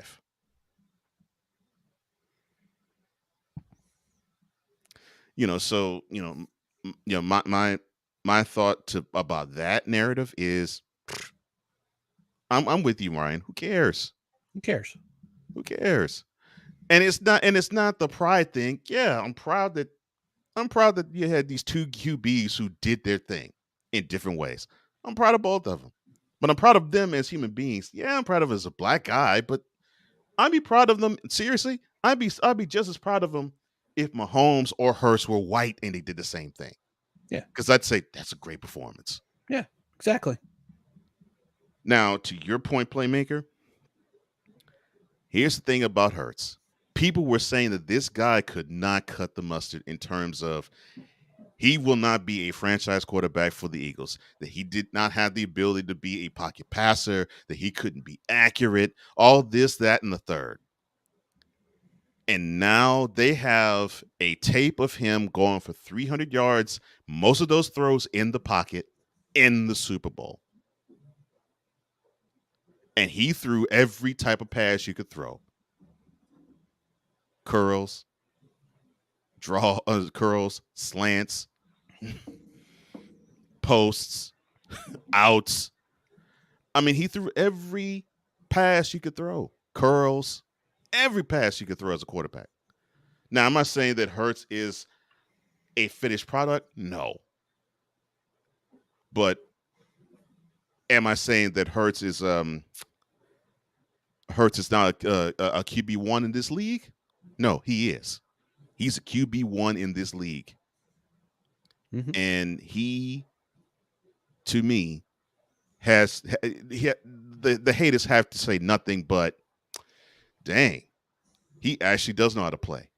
He actually does know how to play the quarterback position in the NFL. See, And he's he's dangerous when he runs. Go ahead. Go ahead. What we have to start doing is this. Watch him actually play.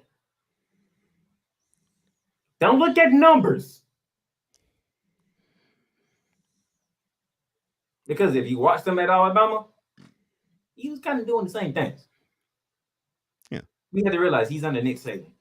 He's going to do what Nick Saban says, what needs to be done. The only thing he didn't do as well there as he does now is he wasn't as accurate of a passer, but you're correct. He didn't need to be. But he didn't need to be. But you're correct. He didn't need to, but that team that they had, he didn't need to be. Because he had receivers, you just put it up there and they'll get it. Yeah. 50-50 balls, yeah. Mm-hmm. Oklahoma. And he threw some dimes. That's what I'm saying. Absolute dimes. That's what I'm saying. He transferred to Oklahoma. I'm like, oh, that Tom House training in all season paid off for you, buddy. Oh, yeah. Man. And you know the thing is, Jalen, you can see greatness in Jalen Hurts because you can see how he acts. Mm-hmm. He doesn't get too high. He doesn't get too low. No. He's laser focused. Mm-hmm. That's the way your quarterback is supposed to be. This is what I need to do to get better. This is what I need to do to be a good quarterback. We here. I said not as accurate. I didn't say he wasn't accurate at all, Deeds. Not as accurate. But yes, he had pockets where he was accurate, but he had also pockets where he wasn't. That's why he got pulled in the national championship game for Tua. But and then a year later, he went right in reverse. Yeah, and then when it got to the SEC championship the very next year, the reverse happened. Yeah. And in that game, in that second half, he was accurate. But the narrative of Hurst just isn't that guy, and he comes in the package of he's a runner. That narrative needs to stop too. Yeah, that in quick, fast, and hurry. That needs to stop. That needs to stop. Needs to die because he, to both your points, Hurts is a guy when he's under center. He reads the room. And basically, it's like he's like a modern version of Steve Young. That's the way I look at him. Yeah, no, that's an accurate comparison, I think. Yeah. He's a modern version of Steve Young, where he wants to beat you with his arm first because he wants to get the ball to the playmakers. But if, as a defense, you're going to be stupid enough to have nobody beyond the line, and there is a hole, he'd be stupid to not take the ball and run through it. Right. You give him a lane, he's going to run. Yeah. That's what he did. That's what he did. That's what he did on 4th and 5. Yeah. In the first half. I kept the drive alive. Yeah. Yeah. Chris Jones tried to go outside. Jalen Hurts said, "I just go inside then." Mm-hmm. You'd be stupid not to take that. I mean, look. Do we call Mahomes a running quarterback when he did the exact same thing on the final drive himself? No. No, because we still remember with the sidearm throws and I can't throw it my right, let me throw it my left.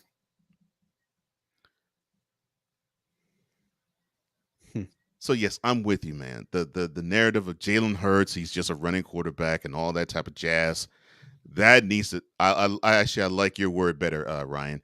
That narrative needs to die with Jalen Hurts. Oh, by the way, he's a quality quarterback as of right now. Do you see what happens when you put weapons around quarterbacks? They look much better, don't they?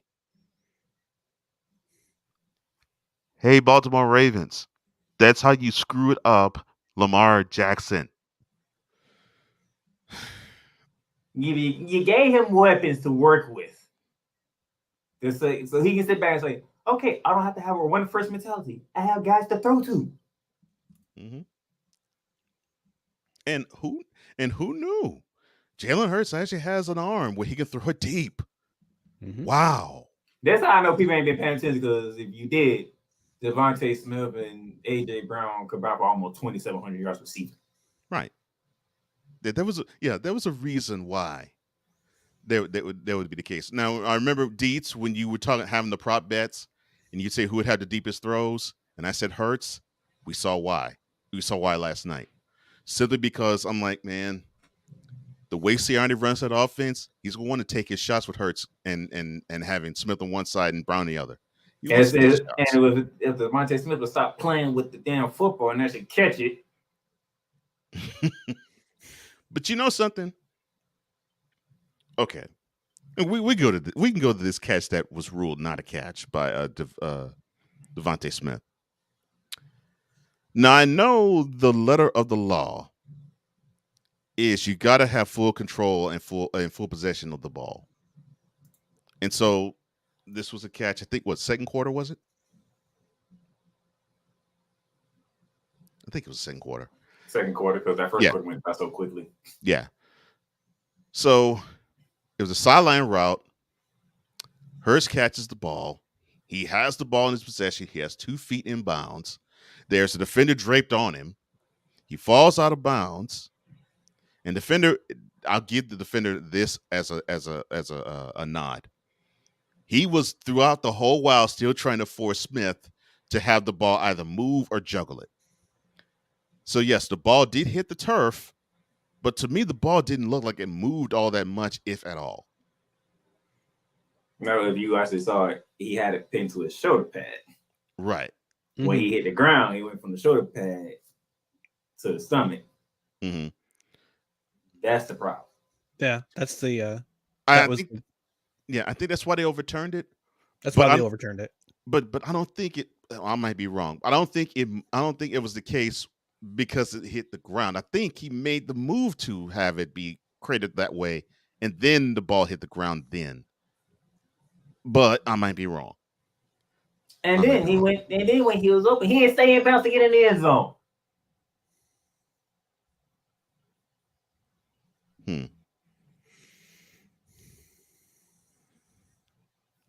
Yeah.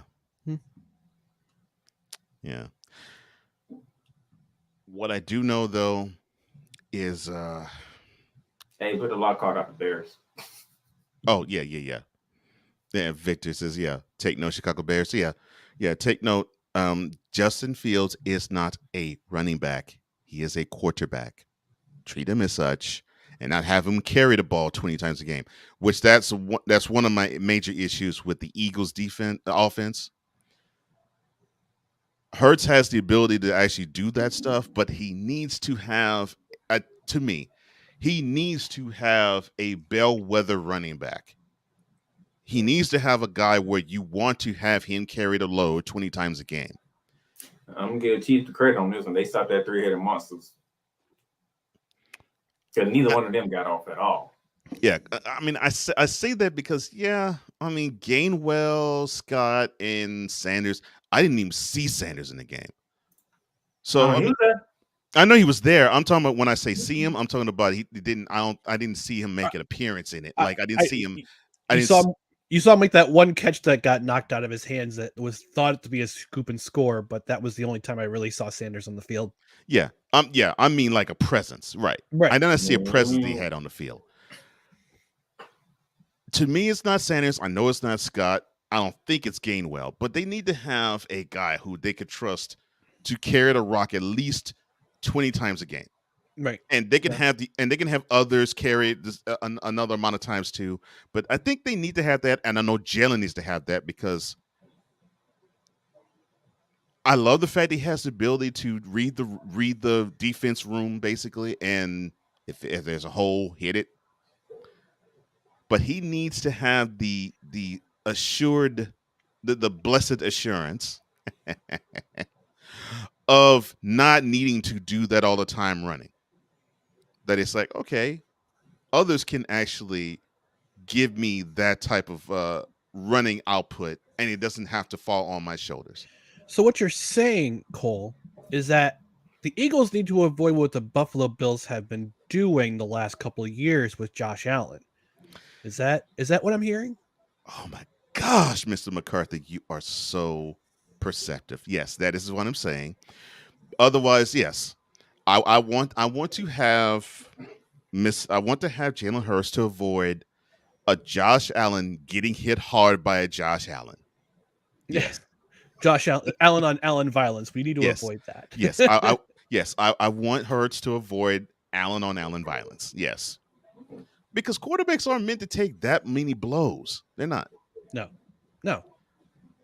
You know, and that's not a slight to their manhood. It's not a slight to their toughness. I mean, heck, you got to be a tough guy in order to be a quarterback because you do take hits, and they don't even count as sacks often in the game. So just knowing that alone, when you stand in the pocket, you know you're going to get some shots. Mm-hmm. So along with that, you're going to run and you're going to take harder shots because these defenders are going to treat you like a ball carrier. And you want to know why Stephon Diggs is teed off? Because it's the same thing every year. Oh, the Buffalo Bills are running through the regular season. It's postseason. We already know what y'all about. If Josh Allen don't get off, y'all done. Well, basically, that pretty much is it. Mm-hmm. Cincinnati was like, okay, we can come to y'all. Josh Allen ain't finna do what y'all think he's gonna do. And that decision, the decision not to get Christian McCaffrey as your primary running back, is going to haunt the Bills.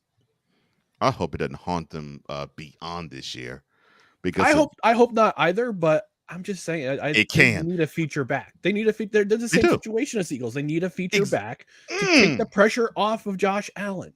Yes, brother. The Bears need the same thing with Justin Fields. Yes. They also need to build an offensive line too. Don't get me wrong. That's the only difference between the Bears versus the Bills and the Eagles. Yeah. The offensive lines with the Bills and Eagles are far better than the Bears. Go ahead. And y'all thought Chase Claypool was y'all answer. They didn't think Chase Claypool was their answer. They just figured, okay, we'll placate somebody and get him on the team, because Chase Claypool was nothing with the Steelers. I mean, he had a decent few games his rookie season, and that was it. Out of all the moves you can make, Chase Claypool. Hopefully, he could be better next year. Who knows? Hopefully. By the way, I will shout out to Dak Prescott for another year. And for those of you, for those of you who are casual Congrats to NFL Dakota fans. Prescott for that. Yeah. For those of you who are casual NFL fans, you would think that Patrick Mahomes winning MVP is the most stowed upon honor. No, it's actually the Walton Walter Payton Payton Man of Man the of the Year. Year. Walter Payton Man of the Year is the most important award for any NFL player to win. That's not even a question. Not even a question. So yeah. So Vic, Dietz, even Ben and King Dog here on Snowman in the morning and on Cole Sports on Wednesday. I will give credit to where it's due. Dak Prescott. That's a wonderful honor that he is this year's Walter Payton Man of the Year.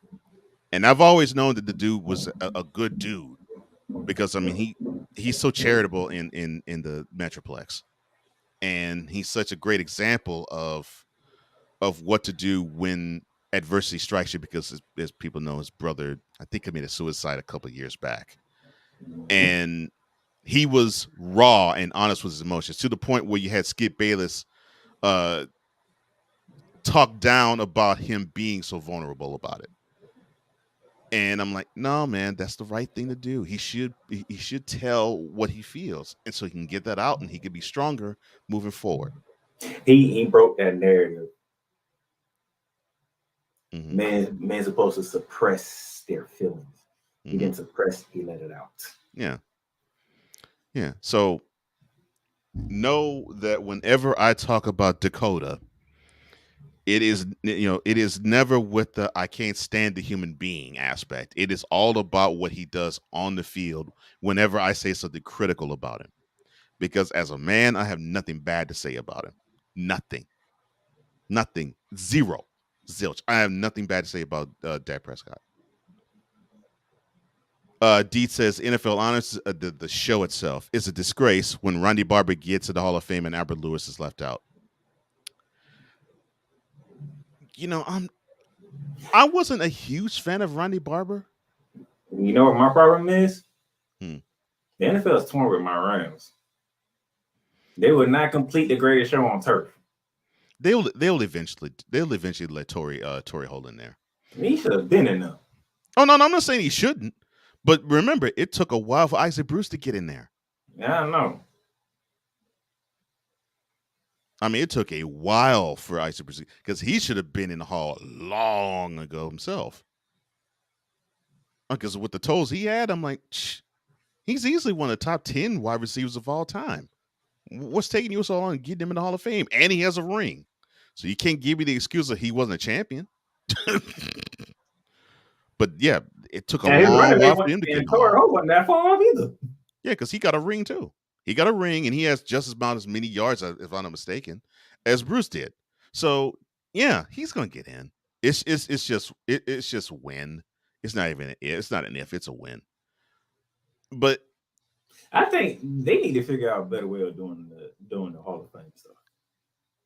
Yeah, but Rondé, I can't really say that he really I really wasn't impressed with him as a safety. I really wasn't. He was okay. I just thought he was a byproduct of a really strong defensive system in Tampa. I mean, because to me, when I think about that defense, I think about it's Warren Sapp up front. It's Derrick Brooks in the middle. Derrick Brooks leading the team in the middle, and it's John Lynch in the safety position.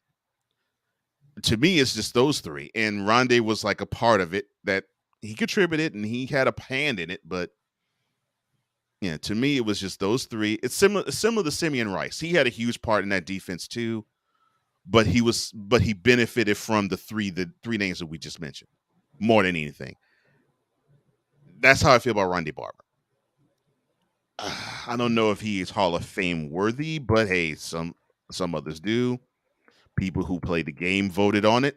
They voted him in. So all I got to say is congratulations, Rondé. Okay. I mean, it's really all I can say on that. I mean, I'm not going to try to down him. I mean, he did have a really good NFL career. He had a long NFL career. Can we celebrate the fact that Tom Brady actually retired? He actually retired. I'm celebrating he did it the right way this time. It wasn't this cloak and dagger crap that we saw him do last year and what Aaron Rodgers wants to pull off every year, because I actually think he really loves the fact that he can string people along and have them feel as though, oh, is he going to retire? Is he not going to retire? Is he going to retire? Is he not going to retire? Like, it got to the point. It got so bad to the point that Stephen A. Smith is getting sick of it.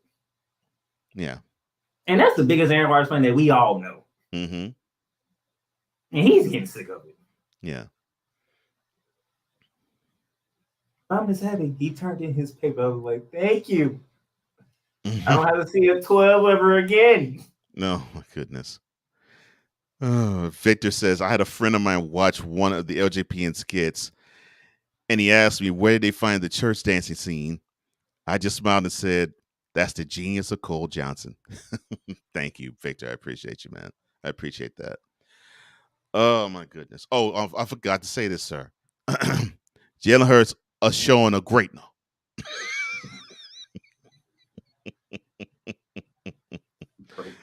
Oh my gosh. Great showing us grit now.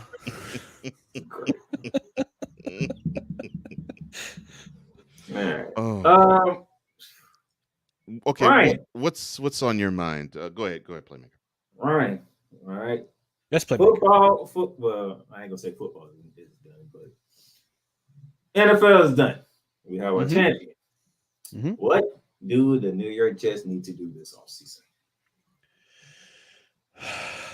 By the way, congratulations to both of your rookies on winning Rookie of the Year. Oh, thank you very much. Get rid of Zach Wilson. Oh, I'm sorry. My bad. I'm sorry. Well, I mean, of course, quarterback is the number one priority, for sure. Offensive line. Get rid of Zach Wilson. Well, quarterback's priority. I'm sorry, Ryan. Go ahead. That's okay. I heard those subliminal messages. Half of Jets Nation are saying the same thing. They were. Yeah. So yeah, quarterback's a priority. Offensive line is a priority, especially with Mekhi Becton's injury issues. They need to address left tackle. Linebacker is a priority, I think. And a secondary is also a bit of priority too, because their safeties were okay last year, but not great. Corners are set. You got the best corner combination in the league in Sauce Gardner, DJ Reed, and they're young too. That's the scary part. Super young. The future's bright. So in that regard, but there's some patchwork that needs to be done. Particularly at the quarterback position. They inquired about. Supposedly they inquired about Aaron Rodgers, but he's on his darkness retreat right now. So who knows where he wants to go? Goddamn cave. Yeah. All right, Mr. Johnson, you have a new head coach. Their third consecutive back coach at that, with D'Amico Ryans coming in. Okay. What do you want to see? Because you can't say what you see because we haven't done nothing yet. But what do you want to see from your Houston Texans? Well, this is going to sound really backwards, what I'm about to say, but I really felt bad for D'Amico for signing on the dotted line to becoming the Texans head coach. I really did. But with that being said, D'Amico is one of the best players the Texans ever had. So I knew and I know that even though the Texans ownership group, the owner of the team really could give two craps about the team because you don't ever see her, and the person who is the face of the ownership group, the son Cal, I think he's clueless. Still think he's clueless. And Nick Caserio, the general manager, he needs to have like a nose ring so someone could just simply maneuver him around place to place. What the Texans need to do is leave D'Amico Ryans alone. Don't dictate to him what he needs to do with his staff. Let him figure it out. Let him do what he does best. Let him let him implement what he learned from the 6 years being the defensive coordinator of the 49ers. And to me, he got a chance to be in a franchise that has a harsh standard, and they have had recent success. I mean, they went to the Super Bowl 3 years back. They went to the NFC Championship game two times after that. So have him see what he can bring. You know, see what Kyle Shanahan taught him. See what John Lynch taught him as a general manager. Because I'm thinking some of those things, as an upper level manager, had to seep into what DeMeco Ryans has done. So I wholeheartedly believe that the Texans front brass and front office brass, they need to simply step back, let DeMeco run his show. And DeMeco himself, he understands what the team needs. He knows that the offense needs to be precise. He knows that he needs to have playmakers. He knows it has to be run first, but it has to be balanced.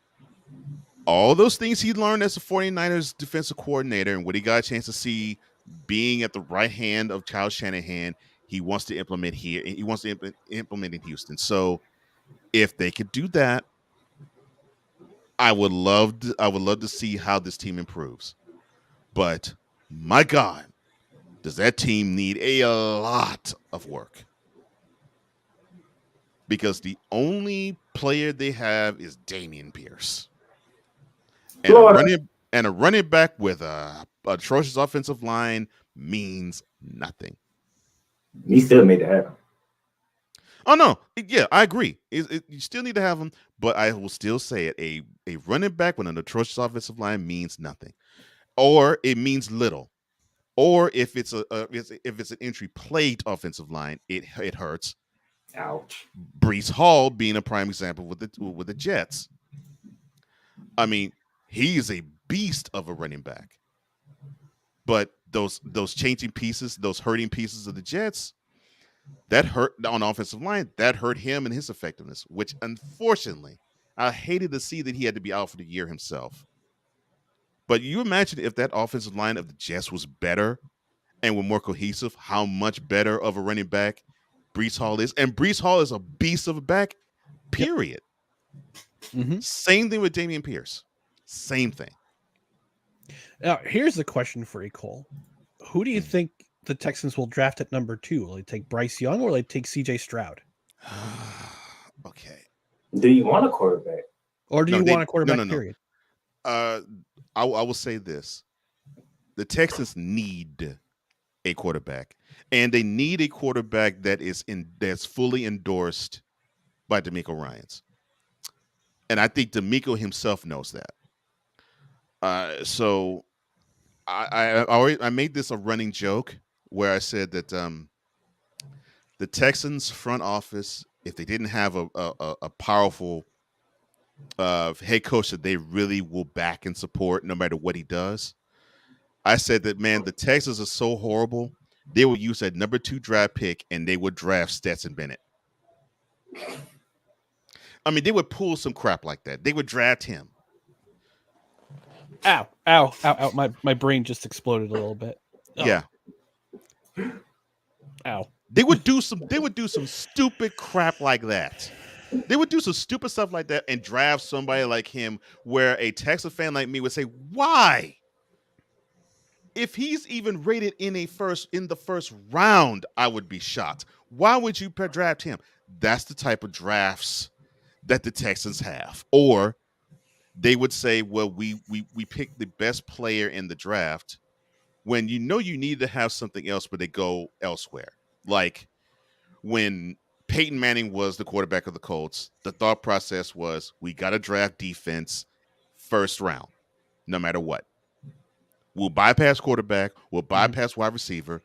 We'll bypass running back. Because they had all 3 of those settled. Yeah. So we want to have somebody on the defense we'll draft in the first round. That's how they thought. And somewhat that's how they still think. But in this case, they are, even though, yes, I know the Bears finished with a worse record than the Texans, the Bears beat the Texans last year. To me, the Texans are the worst team in the NFL. They need to start over. They need to hit the start. They need to hit the reset button, and they need to get, to me, a quarterback that can do that for them. I lean more toward Bryce Young than to do CJ Stroud. Okay.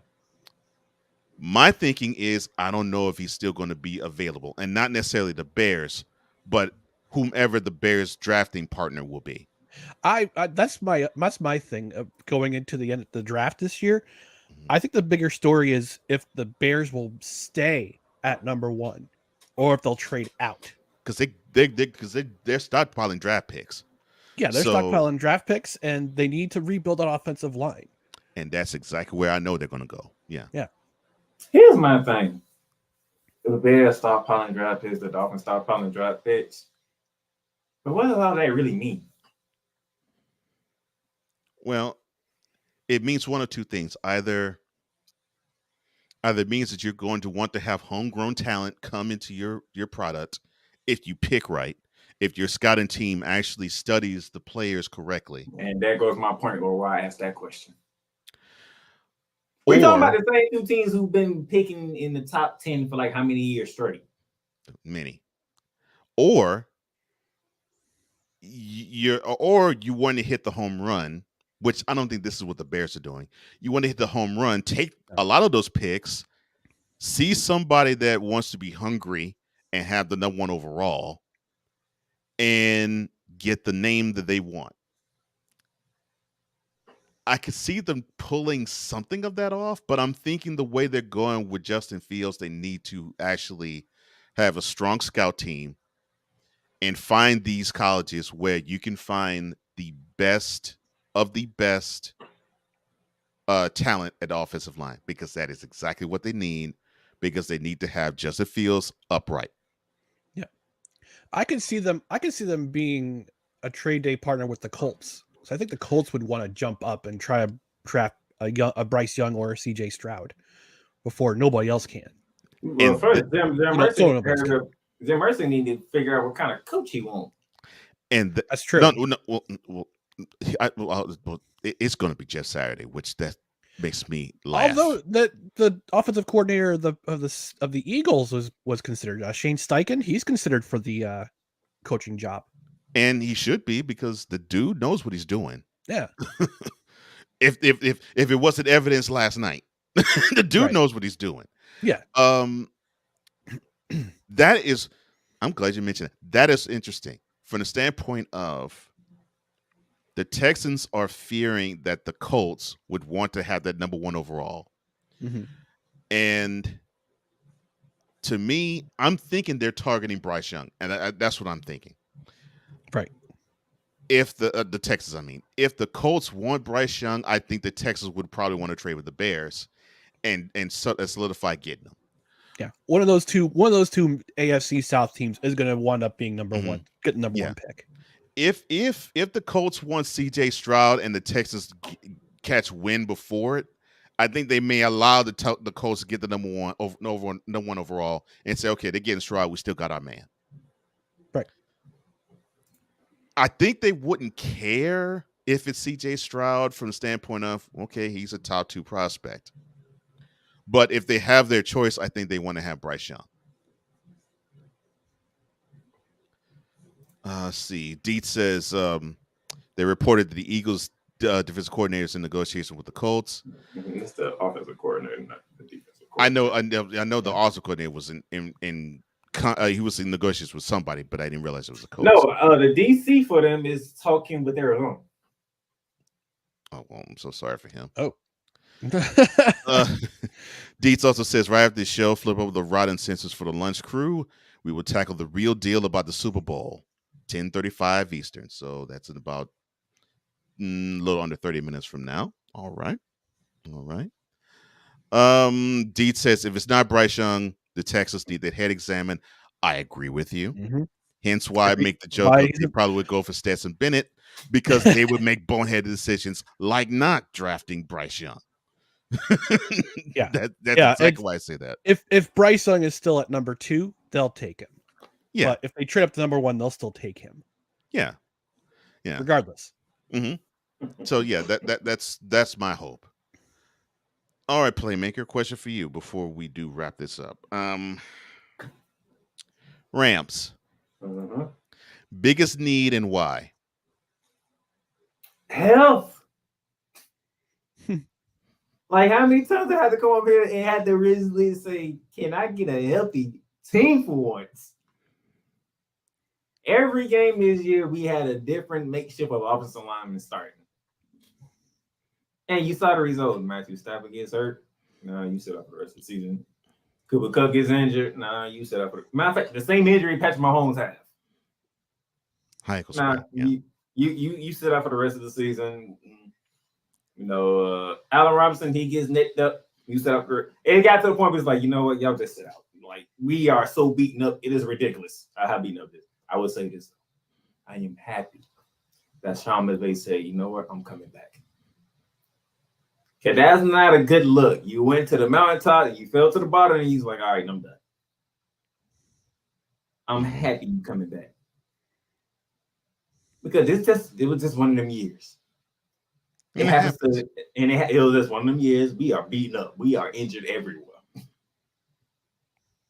We trying to figure out who is actually playing, and we're not low measurement either. So, Raheem Morris is coming back as defensive coordinator. Kind of disappointing. I kind of wanted him to get one of the head coaching jobs. Unfortunately, that didn't happen.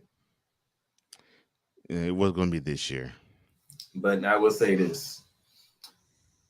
I want to know what we're going to do with Baker Mayfield. Does Baker Mayfield want to stay with the Rams, be a backup, and learn after Matthew Stafford? That was my question. That was my question, Playmaker. Does Stafford come back, and does Stafford coming back?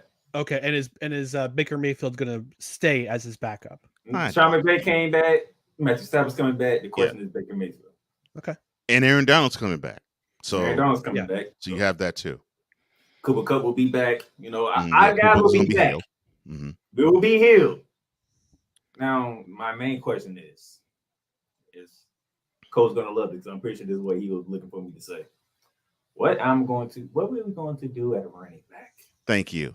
Because that's my number one issue with the Rams.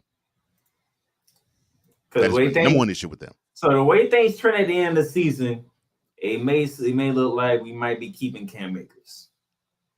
Because he started to pick it up at the end of the season. So he and Sean McVay have bended fences. By the way the end of the season going, he was giving the ball to Cam Akers, and Cam Akers was making things happen. I was thinking that because I was like, okay, so they're going to him a little more the last 4 or 5 games of the season. Okay. Yeah, he was making things happen. Right. So, but we will see. And plus, we don't have a first round pick till like 2050.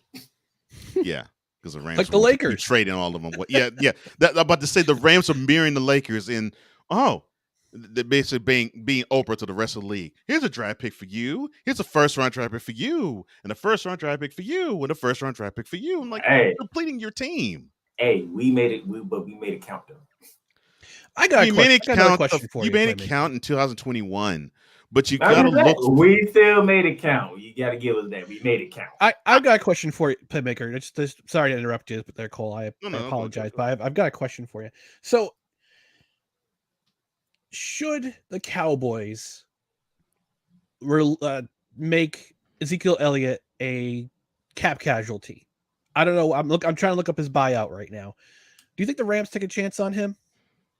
Hell no. To the no, no, no. Hell to the no. Hell to the no. To the no, no, no. Thank you, Bishop. Oh, I'm so sorry. My button, my hand slipped. I'm so sorry. I don't know how Cole was that ready for that. That's actually a serious question, but that's an appropriate response. He was ready for that one. Oh, you know how? Because Ryan didn't come. He was like, "Oh, I'm gonna ask this question to Darnell about Ezekiel Elliott. Cole, be ready." He was ready on the spot. That's what you finished. Bishop came right down. God damn. I was that ready. And want like me telling Cole I'm roasting the Eagles. Be ready. He all right. When that time come, I know what button to hit. He just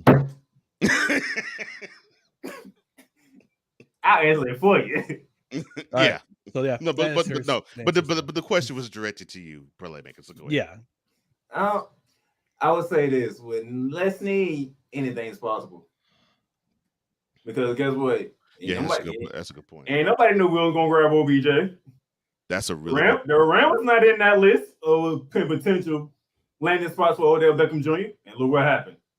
That's a wonderful point because, your general manager, he will grab whomever he feels is necessary to get that team to win. So yeah, that's a wonderful point. Because I bet everybody's like, "Oh, where did the Rams come from with OBJ? Where did they come from?" Mm-hmm. And then next thing you know, hey, Von Miller, come on out to LA.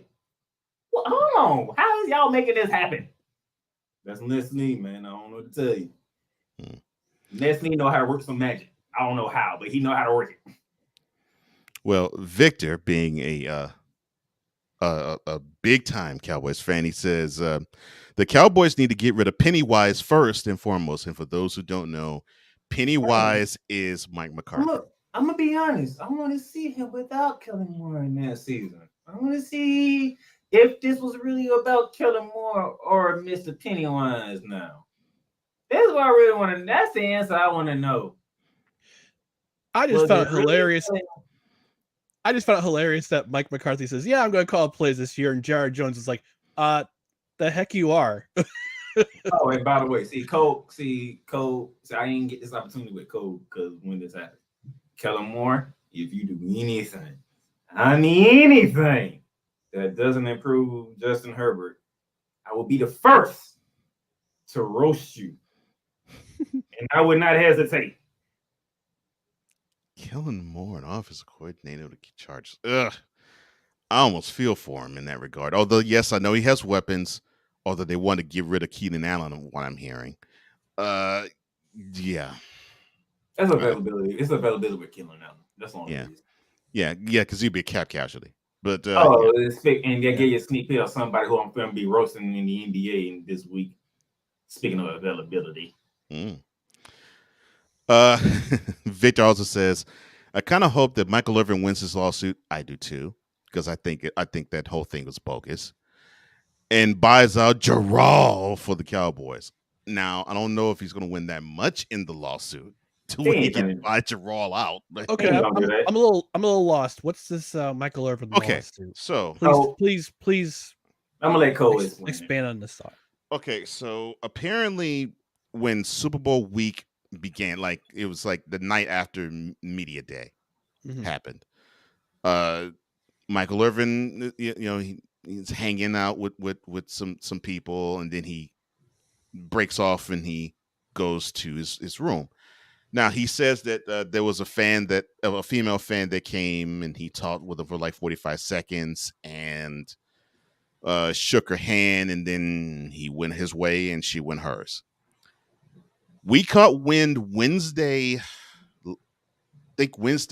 early afternoon that the NFL Network suspended him, and I think ESPN's follow suit too, because of this misconduct charge that was labeled on him.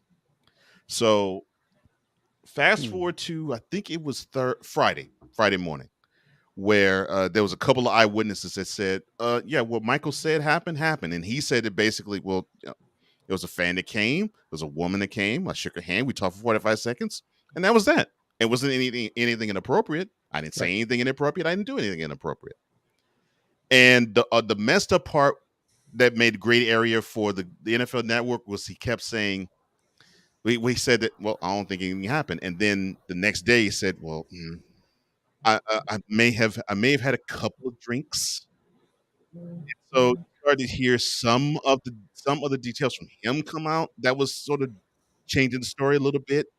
And so people were thinking, oh boy, is it going to be is it going to be things like he used to do when he had the White House in Dallas? Let's hope not. So it was the cinema was leaning toward that it was going to be, this is dicey, Mike. And then you had 2 eyewitnesses that said, "No, what Mike said is correct. That's what happened. The girl's a skeezer. No, don't follow it." And so then after that, Mike is like, "I'm going to sue the person, and I'm going to sue the hotel." And I think the amount was $100 million. I think I got to read up on the amount, but yeah. And he came quick with the lawsuit. He didn't waste time with it. Yeah, because pretty much you ain't seen Michael Irvin throughout Super Bowl week. Yeah, because they pulled him out. They pulled him out for Tuesday. They pulled him out Tuesday morning, but they didn't announce that he got pulled until Wednesday morning. It's $100 million. I just looked it up. He's suing Marriott for $100 million. Yeah, I'm saying he's suing the hotel. Yeah, and I think he's suing the person too. I think no, he's suing her too. Yeah, I think he's suing her, but I know he's suing the hotel. He got to sue her because if she didn't want to say nothing, all this wouldn't even started. Mm-hmm. The lawsuit against a Jane Doe and Marriott International was filed in Collin County, Texas, on Thursday. Oh, so according to AP. So he's not going to file in. So he didn't. This I did not know. So he didn't file in Arizona. Okay, he went home. He went home. He went home to file this. Okay. Yep. Oh man. Because that's all I think. I'm like, did Michael Irvin go home? Yeah, he went home to file this. Okay. Thank you for that one, Ryan, because I didn't know that detail. Yep. But he can't sue the NFL Network because NFL Network, they have to do what they have to do. No, and I think he understands that. So yeah, he couldn't sue them. No, they're protecting their brand and just saying, look, cool off for a bit, take care of your business. Mm-hmm. Yeah, and when things blow over, we'll bring you back, because I think that's what's going to happen. Because I was like, man, I don't think I didn't even think there was anything with him, because he didn't look like he's that wild guy now. I mean, he's like 56. No, he's 56 years old. Come on. It's like if you're 56 years old and you're still doing that stuff, you are skeezer. Yeah. Not the woman. He's only wild about the Cowboys. That's about it. Right. Wait. Hold on. You said that basically when it comes to Cowboys, when he says wild stuff like that if they cleaned up the turnovers back in the preseason, they cleaned up the turnovers, the problems they had the year before, that they'll be like the 72 Dolphins. You saying that Michael needs to have this happen to him? Why the you lying? Why you always lying? Oh my gosh, stop lying. Always lying to me. You lying so much. You making it hard for me. Yeah. See, Victor, you have to understand, perception is reality. So if this man is getting accused for misconduct and you still have him do shows, the perception is, oh, the NFL Network don't care. The basic people, and I already know how that would go. Especially in the era of Me Too and all that. Well, the era of Me Too is, well, depending on who you listen to, is kind of dead. Depending on who you listen to, but still, it's the perception being as opposed to reality, and the court of public opinion. People are very quick to judge. Yeah, Vic. If the NFL Network still kept Michael Irvin on board, people would say, "Oh yeah, so that means NFL Network, you co-signing this guy being a hoe." Yeah, I know. And by the way, why did Marshall Faulk get let go by NFL Network? That's a real good question. We have a wonderful same situation. Yeah, it is. We have a wonderful morning request from a venerable figure of the chat. One Drew Willingham. Good morning to you, sir. Good morning, Sensei. Good morning, Sensei. But your Sensei. And yes, Michael Irvin is suing Marriott and the woman, the Jane Doe, for $100 million. That's right, $100 million. Yeah. But yeah, I'll say that. Yeah. Mike did right to not sue the NFL Network for this reason alone. The Shield would get involved and say, "We'll crush that," and this will be dismissed quick, fast, and hurry. Right. So no, that he did the right thing and not including the NFL Network in this lawsuit. Drew says all this suing going on. I mean, Brett Favre suing Pat McAfee and Shannon Sharp too, and I think that's like for $75 million. I think. And that is ridiculous. And I love what Pat McAfee said about it. He basically was like, quote, well, see you in court, buddy. Close quote.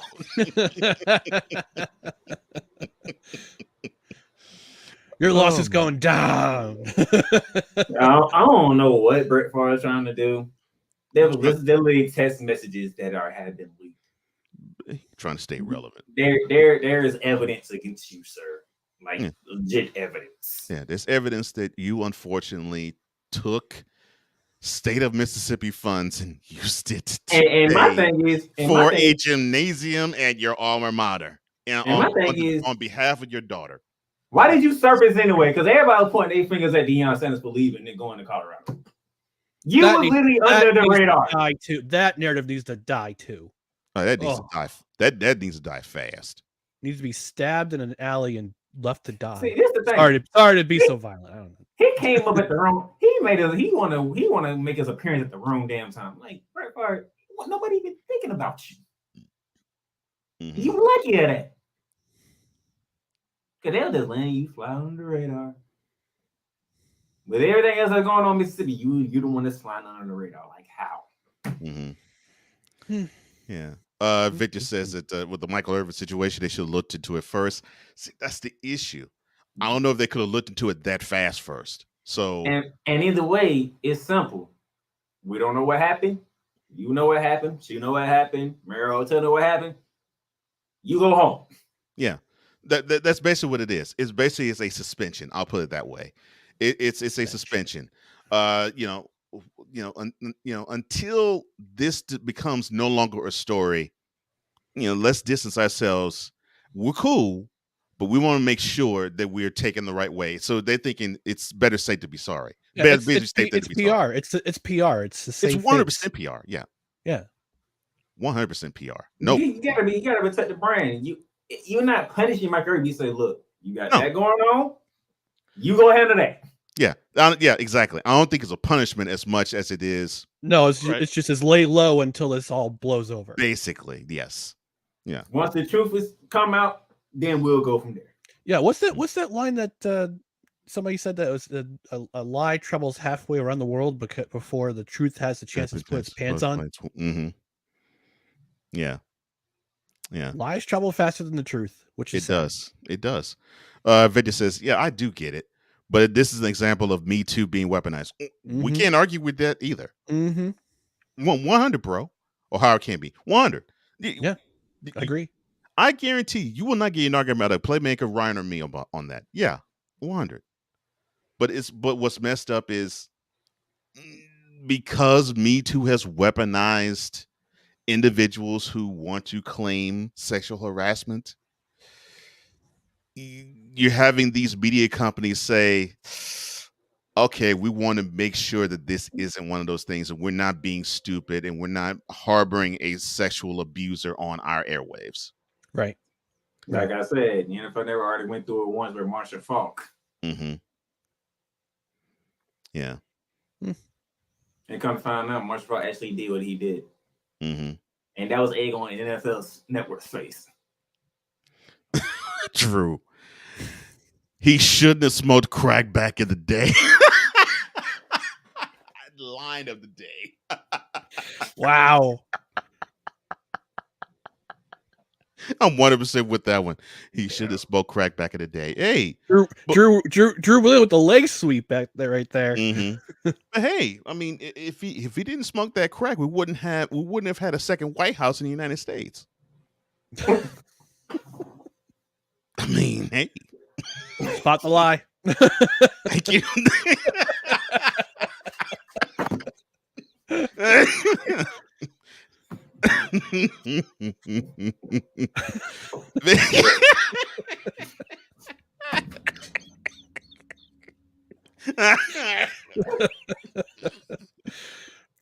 Oh my god! Off the rails. The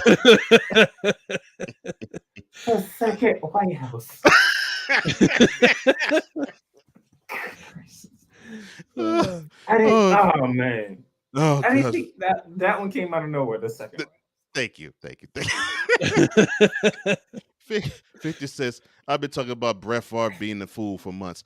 Brett Favre. And you know he's a doggone perv too.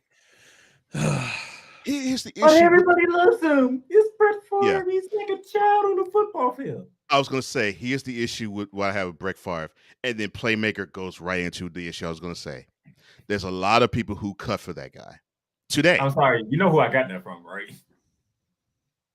I got it from Negro. I got it from Negro. Oh, nice. Remember, that's his biggest problem with Brett Favre. Everybody loves him. Mm-hmm. But let that be a black athlete, it's taken differently. But that's exactly it. There's so many people, especially in Mississippi, who love Brett Favre. And so they figured this guy can't do any wrong. I mean, hey, he's just a simple country boy from Keene. Yeah, it's only a town that's only 60 miles northeast of New Orleans. He can't do no wrong, no. I mean, that's how they think. He's from the great state of Mississippi. I mean, that's he got that. He had that great in him. Yeah, great no overlaw. Yeah. I mean, that's how they think. They think, well, this guy can't do wrong. Look what he did on the field.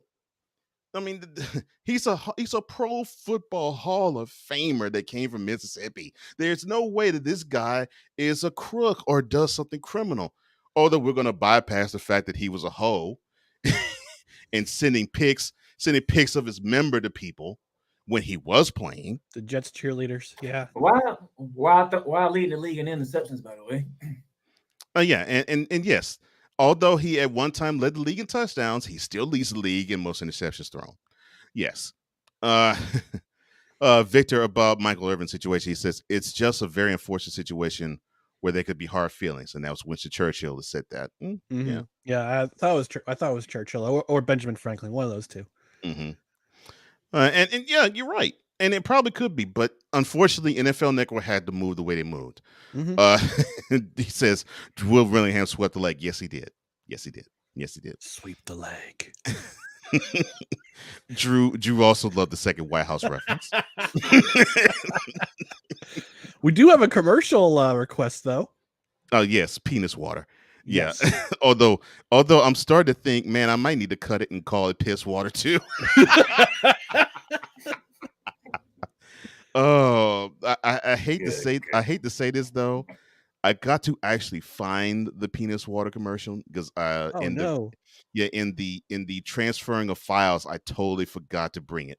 So I might need to actually either recreate it or I'm gonna have to find it somewhere and actually dupe it and put it on here. But I'll find it, and if you made it on Canva, you can download it again. Oh, well, that's true. Yeah, and I think all that was on Canva. But yeah, let me see if I can find that. Okay, but like it says, you know what I meant. Darn, yeah, darn autocorrect. Autocorrect. Deed says the problem is not the suspension of Mike.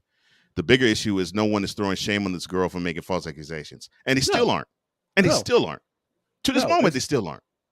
Because they're the thing is, and I love that you said that, Deets. The one thing is they're unafraid to do that because then they would be looking like they're bullies, and they would basically be called that. Yeah, and the story and the drive is the narrative is the story driver is you have to believe this woman. Are you saying that people are letting the due diligent process take place? Yeah, what a shock! Like right? Journalists should. Yes, like journalists should. What a shock! Yes, yeah. Due process actually gives the opportunity. Yeah, that's how it should be. Mm-hmm.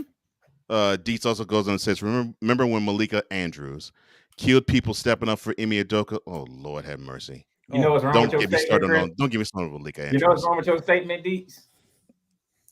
She's talking. That's NBA, so she stayed in her lane.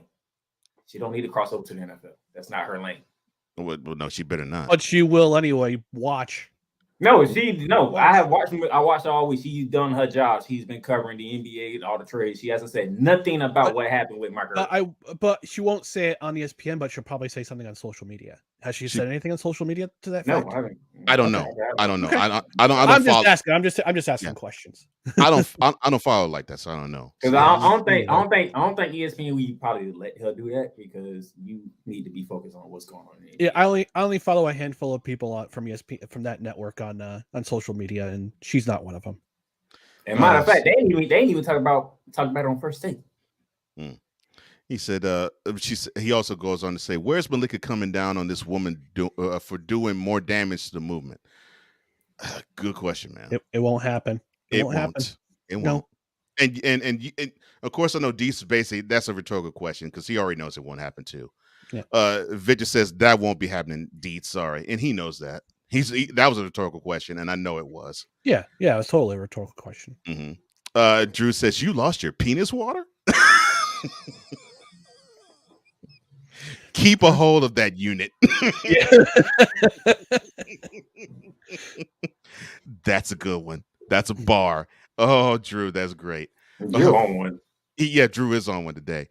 And I love it. Keep being on one, bro. Victor says Malika will not say anything about the situation. She'll take a day off. And she needs to take a day off. Because she's been on point since that situation. She's been on point. Hopefully, man, because she was out of pocket. She's been on point. She was out, yeah. But she was out of pocket in that situation. Hard out of pocket. That's why Stephen ain't put her in her place. Yeah, because I mean, on her own show, she stopped being a moderator. Not saying that all girls should be moderators, but that is her role on the show, and she actually ended up contributing and stopping analysts from giving their really good sound analysis on the situation. And I'm like, girl, stop. You're not supposed to do that. And if Malika was Maliko, I would say the same thing to him. It's like, no, stop. You ain't supposed to do that. You're supposed to let the analysts go ahead and cook.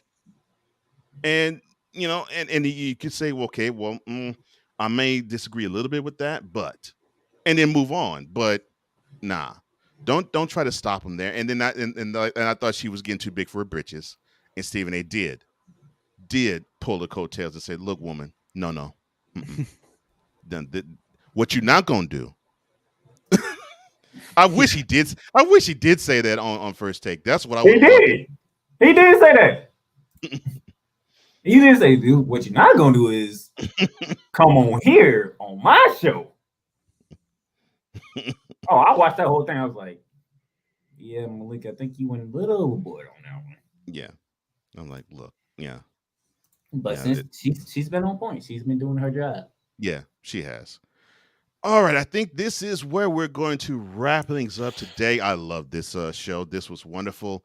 I will start with one, Mr. Ryan McCarthy. Before I do actually throw it to you, I want to thank you for inviting me on to No Credentials Required this past Saturday. I had an absolute ball. Thank you, sir. Thanks for stopping by. We also had a great time with you. Thanks for stopping by. Yeah.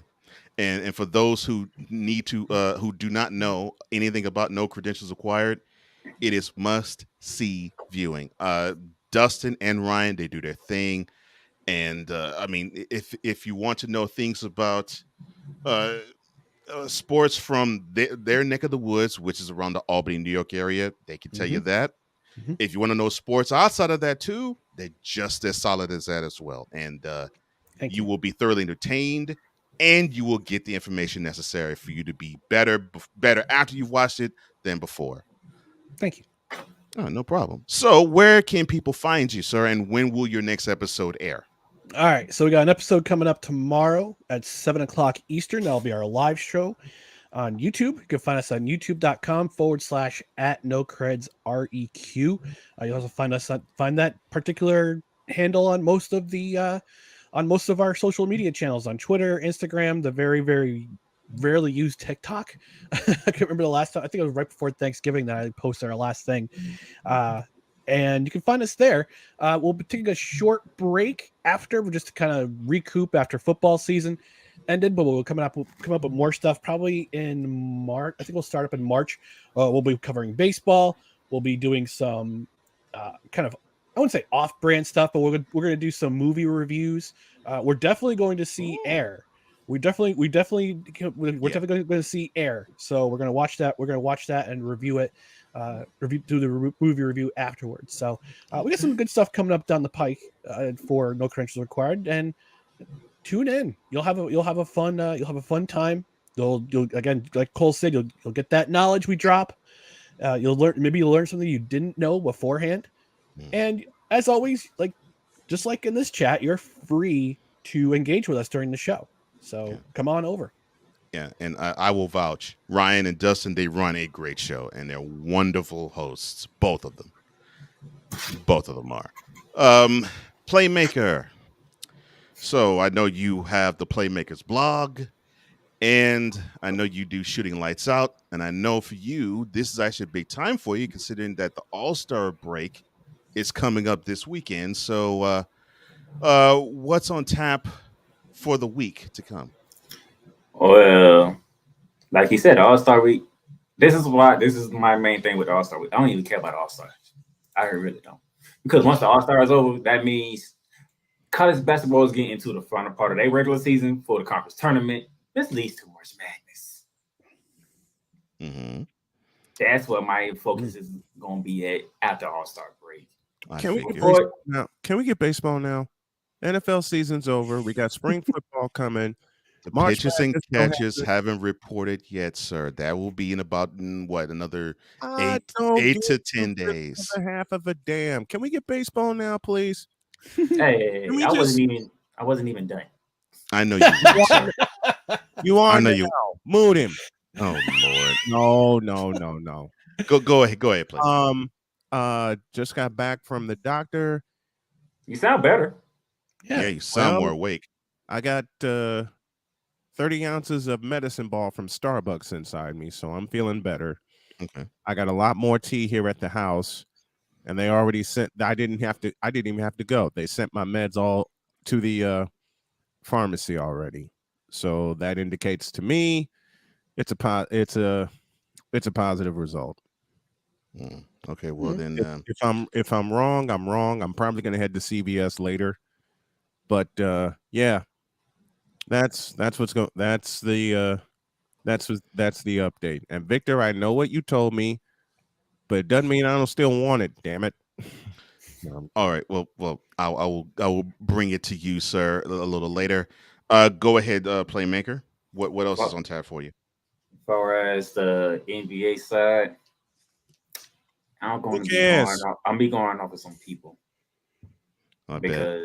Because the availability seems to not be a paramount to them. Hey, you Snowman, you ain't even messaged me back from what happened Saturday night, so I don't want to hear it. Oh Lord! All right.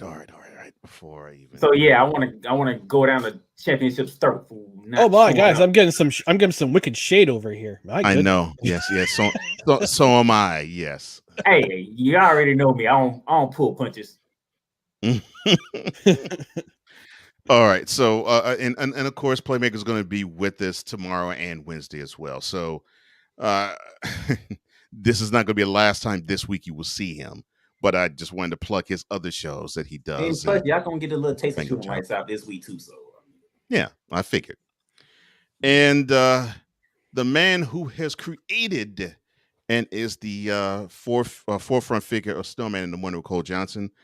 What's on tap for the Sports and States Unleashed, and then later on the Brian Snow Show, sir?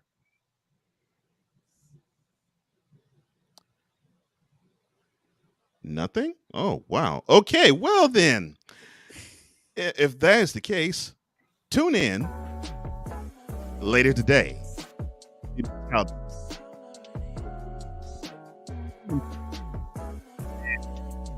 What is your love language, and why are you lying to your mate?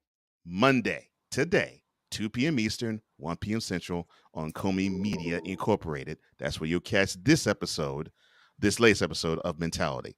Is that a Valentine's Day episode? It might as well be, yes. Okay. Considering that Valentine's Day is tomorrow. So, yes, might as well say it's a Valentine's Day edition of it. But just to let y'all know,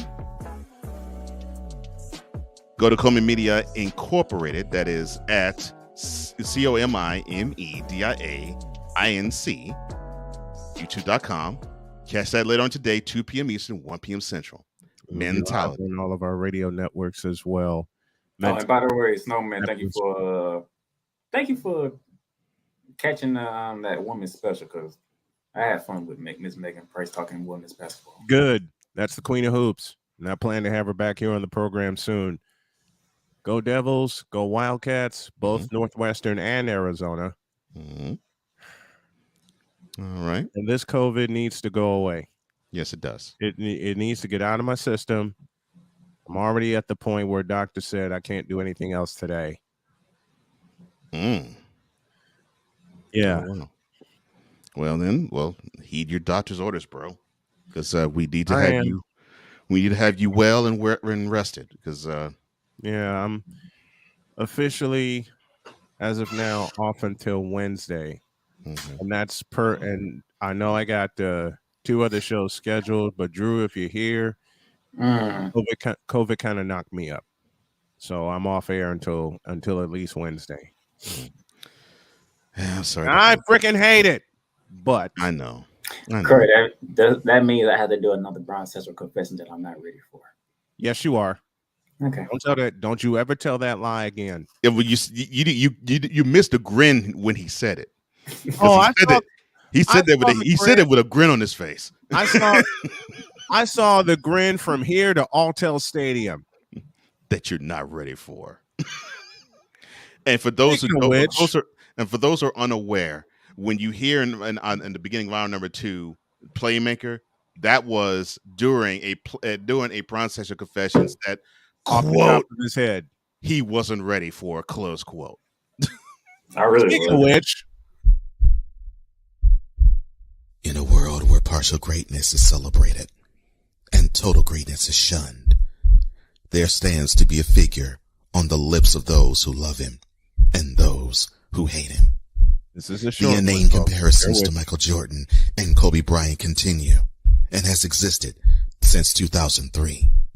There is no end in sight, for the battle between those who unconditionally love and unconditionally hate him wages on.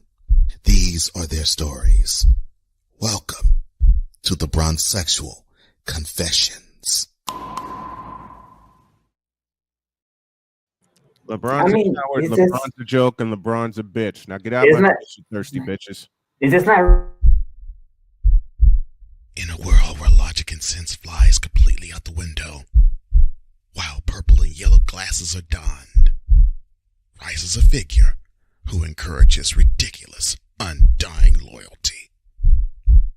Lord have mercy. Good Lord, I'm about to throw up. This has been yet another installment of the Bronze Sexual Confessions. And that I told you that was a short one. Victor Lock, you're fired. No, Playmaker, you're fired. No, you ain't see what Victor put in the chat. That's why I said that.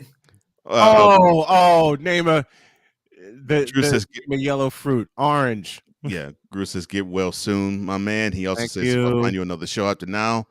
I'm gonna call your orange behind out. Oh my gosh. You ain't got to worry about that. I'm going to obey. Well, that I've already taken the set down, and I'm not touching this thing until Wednesday. Well, unfortunately, we will be without Snowman until Wednesday. Hopefully, we will be back Wednesday. But that will conclude today's episode of Snowman in the Morning with Cole Johnson. I think our guest, Ryan McCarthy, brother guest, did a wonderful job. Love being with him. I also love being with the Playmaker. Thank you again, sir, for being with us. And, of course, thank you for the 2 cameo appearances from the Snowman himself. Thank you. Appreciate you. Have a great day. God bless. Remember to make your next move your best move. And always remember, if your dreams don't scare you, then your ass is orange. No, I'm kidding. Yeah. No, dreams don't scare you, then you're just... Oh, no, sorry. Your dreams don't scare you? Well, whose dreams should scare you? Damn you, Cole. Well, LeBron scare him, but we're not going to talk about that, are we? No. Dream big, do bigger. That is what Please, Playmaker's please, doing. That's dream what big. Brian's doing. Dream And- big, do bigger, and Mhm. Cole, take us out of here. And the chat, that's what we're hoping you're doing. BS3 Network, the fans there, I hope you're doing that. And the people who are listening and on podcasts, we hope you're doing that as well. Until tomorrow, I am Cole Johnson of Cole Sports. Wishing you an adieu, a farewell. We will see you tomorrow morning, 8 a.m. Eastern. And adieu, but I'm bald. Oh, Lord. Bad joke. See ya. We're out of here.